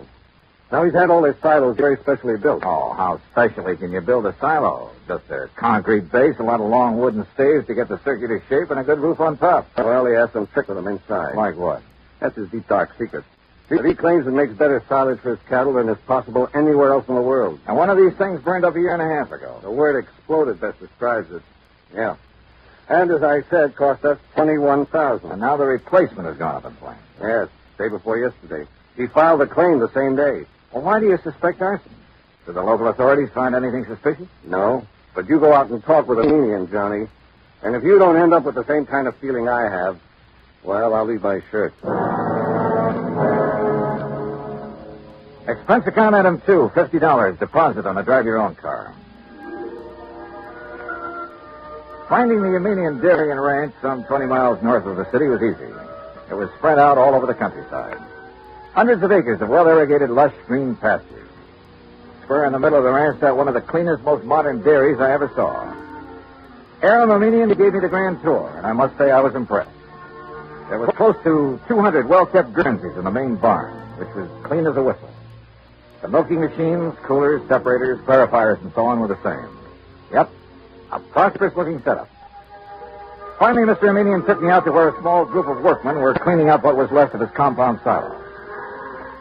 As you can see, Mr. Dollar, only the concrete base is left. That must have been a pretty big silo, Mr. Armenian. That's the largest and most efficient in the entire West. Still, $56,000. Oh, the size had nothing to do with that. It was the inner construction, known only to Barnwell, the man who built it for me, and to myself, of course. What was so special about it? Principally a method of venting. Venting? Yes. It increases the phosphorus and lactic acid content. Well, I thought the point in the silo was to keep it pretty well sealed up. Venting within, Mr. Dollar. But that's all I'll tell you about it. It cost me $56,000 to have Barnwell build it. And I wish the company to pay my claim as quickly as possible, because I'm starting construction on a new one immediately. Of the same type? Oh, vastly improved type. Oh, then it was to your advantage to lose the old one. Just what do you mean by that? Your loss came at just the right time, didn't it? Not just a minute, no. With the insurance money, you can build a new and better one. And when it gets out of date, I suppose you'll have another fire. Oh, I see. You think perhaps these last two were deliberately set? Were they? Ridiculous. Is it? But if they were... Yeah? If they were, I certainly would know it. Oh, come on now. After what you've just said. And what's more, Mr. Dollar, I'm sure you'll never be able to prove it.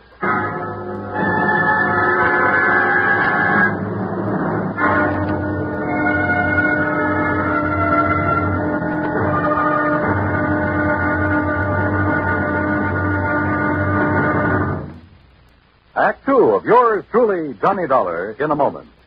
We sometimes wonder, what is the life of a human being really worth?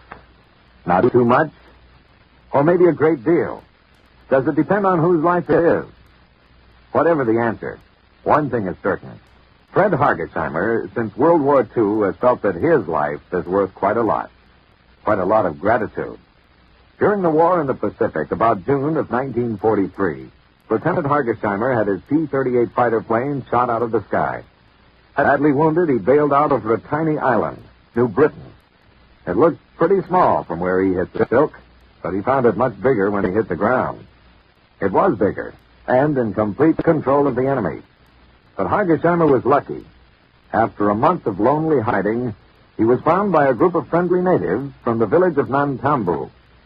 They cared for him and successfully hid him from enemy patrols for the next 4 months at the risk of their own lives. Then Hargesheimer was able to make it back to civilization. For the next 17 years, Fred Hargesheimer thought about those wonderful people of Nantambu. 12,000 miles away in the United States of America, Hargesheimer put a great plan into effect. He made speeches, took up collections, sold jewelry belonging to his family, and worked out a way to bring a bit of civilization and happiness to the little village of Nantambu. Needless to say, the villagers gave him a spectacular welcome upon his return. Fred Hargesheimer showed his gratitude to the people who had saved his life. But life is worth little without freedom, the right of all men, everywhere. And now, Act 2 of yours truly, Johnny Dollar, and the doubtful dairy matter. Why, what he said and the way he said it. Aaron Armenian was practically challenging me to find out how arson was involved in the destruction of his $56,000 secretly constructed compound silo. Expense account item 3 phone call from a gas station on Highway 33 to Reno Police Headquarters. But Lieutenant Brady of the arson squad assured me he'd failed to find anything indicating the fire was set. So dead end. Until I remembered a little trick that had worked for me before and might work again. Item 4, 27 cents for a loaf of white bread at a grocery store along the highway. Then I drove back to the Armenian ranch. If I'd known you were hungry, Mr. Dollar, I should have had something provided for you at the ranch house. In spite of your rather nasty attitude about this loaf of mine. Food is the last thing I'm thinking of, Mr. Armenian. Then why this loaf of bread? If you're not... Oops. Now, let's see. Oh, now, surely you're not going to eat the piece that dropped in the ashes. No. No. Well, then get it out of your mouth, man. No. Mm-hmm. Whatever in the world are you doing, Mr. Dollar? Yeah, I knew it. You knew what? A sure test for kerosene, Mr. Armenian. What? Yeah, fresh bread dropped in the ashes of a fire even days after the fire is out. I don't understand. I can still taste the kerosene. And, mister, it makes things look pretty bad for you. Me? Oh, good heavens, man, you can't... Dollar, I resent this completely unfounded accusation. Go right ahead and resent. Oh, better still, let me get hold of a stenographer, and you can dictate a confession. Get out of here. Want to do it the hard way, huh? Get off this ranch, Dollar. Now leave. Immediately. Sure. I warn you, don't come back. Because if you do... Better be careful, Mr. Armenian. The kind of a threat you're about to make wouldn't sound very good in court. Get out. Get out! Out on the highway, I stopped at the mobile gas station again and made another phone call. Item 5, another 20 cents. It was to my old friend, Herb Crowbert, cashier of Reno's Farm Trade National Bank. It was past closing time, but he promised to leave a door open for me. So I grabbed a sandwich and a Coke along the way. That's item 6, 80 cents, including tip. Then at the bank, Herb led me back to his private office. Oh, sit down, Johnny. Tell me all about yourself. Yeah, later, Herb. We'll go out on the town and talk our heads off. Right now, I need some information. I hope you can tell me where to get it. Oh? Information about what? The Armenian Dairy. Or better still, Armenian himself. You know him? Well, I certainly do. We're his bank. His happens to be one of the best accounts we have, especially in our investment department. You mean it's big? Funny big. Like how much? Well, now, Johnny, I'll tell you this. If I had a quarter of his net worth, I'd have retired long ago. No big outstanding debts on his place? Anything like that? Not a penny. Aaron's financial condition is as... Now, wait a minute. Yeah? That fire and explosion of his compound silo? Yeah, that's right. Herb, I've found evidence indicating arson. Well, certainly aren't accusing him. Who else? Oh, no, you're wrong. Oh, now look, Herb, he filed that claim so fast. It's the most natural thing in the world for him. It's the way he does everything. Like paying his bills immediately on receipt. He works that way. You expect everybody else to. Well, he gave me the impression he wanted to collect quickly in order to have money for rebuilding. Of course. Rather than cash in some of this blue chip investment. Herb, somebody fired that silo. Well, it certainly wouldn't be Aaron. You sound like you're in cahoots with him. What about his employees? From my impression of the man... They love him like a father. Every one of them. And if every employer was as generous as he is, there wouldn't be any labor troubles in this country. Well, the fact remains that somebody somehow stood to profit by destroying that silo, and the one before it. Well, I can't imagine who. Even his competitors like and respect the man. Oh, so they say. No, they do. He's helped them stay on their feet during hard times, developed new ideas and methods, then passed them on to them. Oh, the factory made... Let Johnny. Johnny, I've had a rough day. How about a nice, cool, casual drink? Then we'll have dinner and take him to town. Item 7, 2130, for drinks and a good dinner back at the base. But I didn't enjoy either. Because Herb and his defense of a median was no help at all.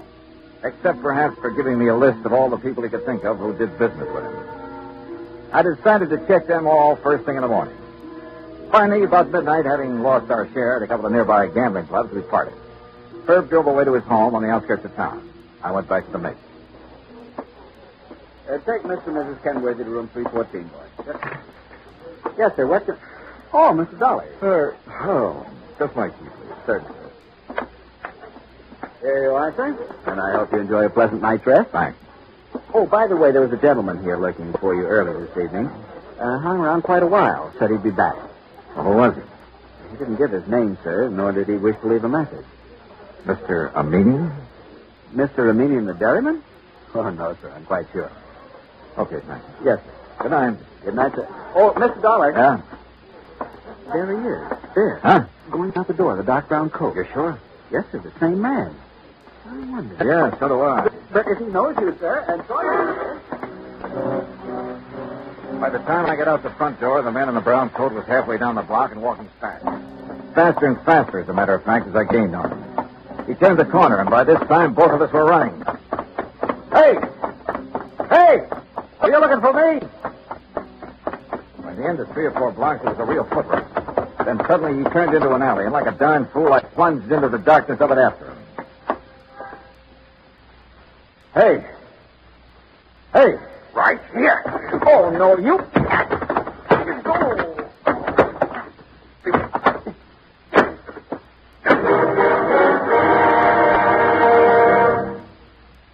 Act 3 of yours truly, Johnny Dollar, in a moment.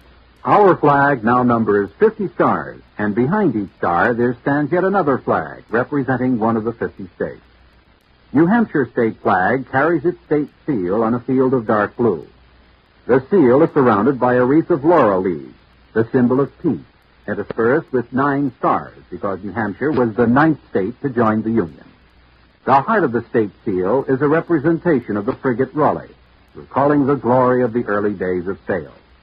New Hampshire state flag, the flag of the 9th state to enter the Union, was adopted on April 29, 1931.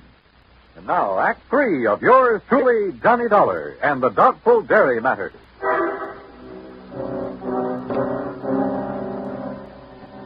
If it hadn't been for a big interstate moving van that drove into the alley where I'd been waylaid, well, I have a strong hunch I wasn't supposed to have lived through that beating. The truck driver, who absolutely refused a tip, incidentally, half walked, half carried me back to the mate. And the desk clerk had a doctor in my room within a few minutes. That's terrible, this thing. Terrible thing, Mr. Dollar. You're being attacked like this. And, of course, I'll have to make a report of it to the police. Oh, do anything you like, Doctor. Just give me patched up with you. And you... now.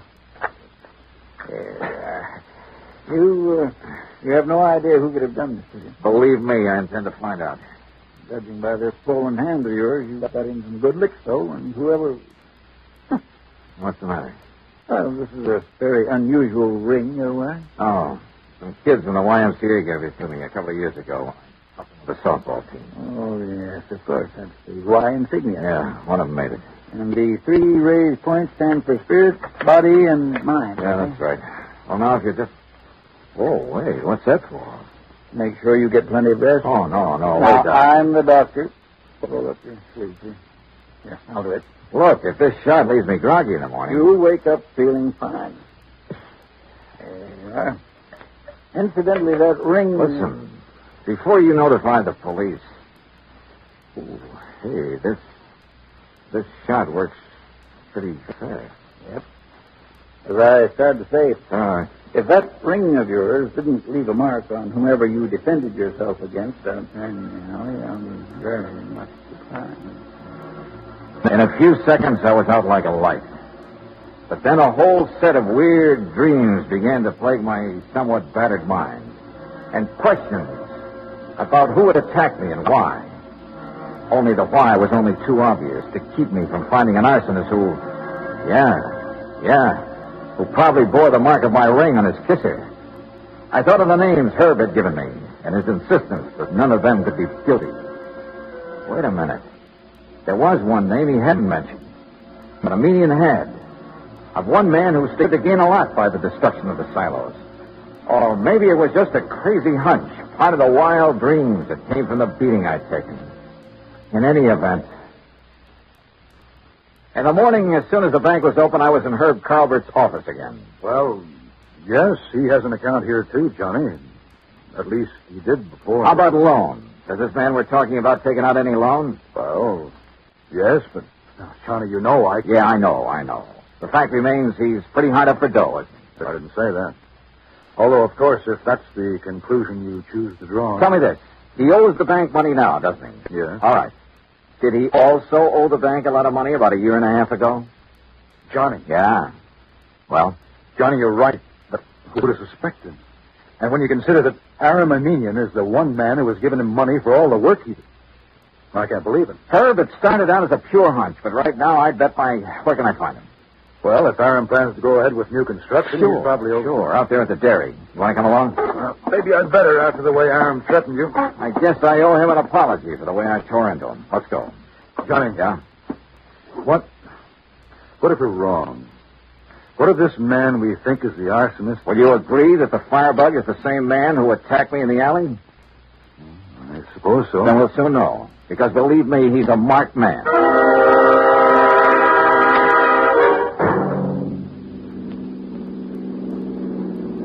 We made the Armenian dairy in 30 minutes flat, and we're told at the gate that Aram Armenian was in the pasteurizing plant.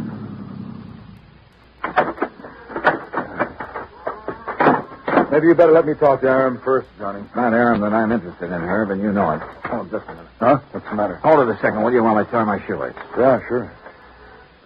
I've been thinking, Johnny, on the way out. You know, we could really be terribly, terribly wrong. Herbert, old man. Aram, we're just looking for you. Well, when I heard the car pull up, I thought it was Joe Barnwell. He's due here to show me final plans for the new silo he's going to. Well, Mr. Dollar. That's right, Mr. Armenian. I want to apologize for... Well, what's the matter? That dressing on your cheek. What about it? Just what is that little bandage hiding? Johnny. Well, Armenian? As a matter of fact, I cut myself shaving this morning. Well, I'm sorry, mister, but that bandage is going to have to come off. Look, Johnny. Now, just a minute, Dollar. Ah, here you are, Herb. Here's the final blueprint for it. Why, what's wrong, Joe? Oh, gentlemen, this is Mr. Joseph Barnwell, Herb Talbert. We know each other. And Mr. Johnny Dollar. Yeah. I think we know each other, too, Barnwell. Oh, do we? Joe, did you have an accident of some sort? Your face. What's going to happen to him now won't be any accident, Mr. Armenian. And I apologize for doubting that you cut yourself with a razor. What? I'm afraid I don't understand. But that bandage on your face doesn't hide any razor cut, does it, Barnwell? Well, I don't know what you're talking about. All right, then let's rip it off. You certainly won't. Good heavens, Johnny. Yeah, look. The mark from the ring on my hand where I struck him last night. Okay, Barnwell. Now stop. Don't touch me. Start talking. Tell Armenian how you burned up his fancy, expensive silo so you could build another one. How you burned the other one up. Talk. I swear I... Talk. Talk.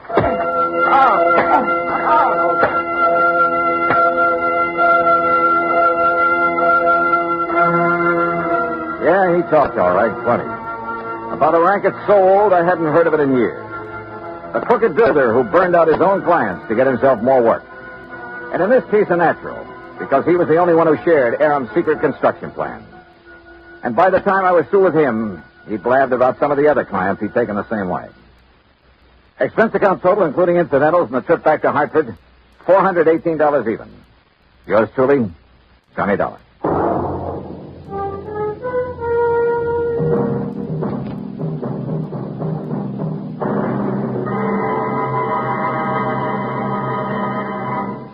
Our star, Bob Bailey, will return in just a moment to give you a hint about what's in store for you on next week's program. Meantime, listen carefully. There is a biblical verse which promises life is going to be better for everybody in the world when mercy and truth are met together and righteousness and peace have kissed each other.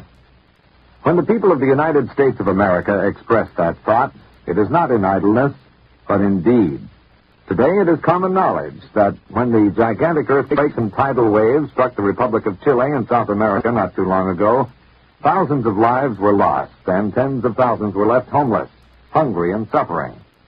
Immediate aid in the form of food, medicine, clothing, supplies, and professional and technical help were flown to Chile by the United States Air Force in a Mercy airlift. When the work was done and the suffering people made happier and more comfortable, American servicemen received such grateful thanks from the people of Chile that they felt increased pride in being able to wear the uniform of the United States of America. This same pride has come to other Americans in uniform when mercy and truth have come together to follow the wake of disaster in other parts of the world. After the earthquake in Agadir, Morocco, after 2 devastating cyclones swept across the Bay of Bengal into East Pakistan, after a typhoon rocked and battered Japan. As mercy and truth got together, so did peace and righteousness to form a pact for freedom, the right of all men everywhere.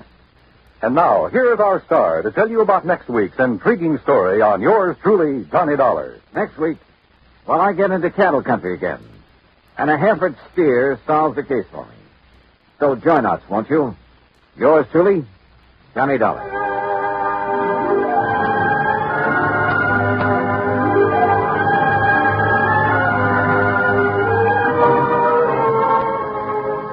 Yours truly, Johnny Dollar, starring Bob Bailey, originates in Hollywood. It is produced and directed by Jack Johnstone, who also wrote tonight's story. Heard in our cast were Paul Dubois, Will Wright, John Boehner, Harry Bartell, Harley Bear, and Forrest Lewis. Be sure to join us next week, same time and station, for another exciting story of yours truly, Johnny Dollar.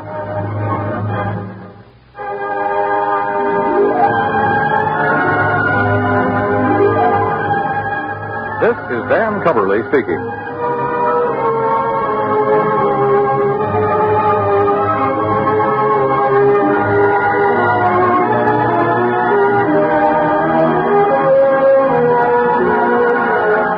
This is the United States Armed Forces Radio and Television Service.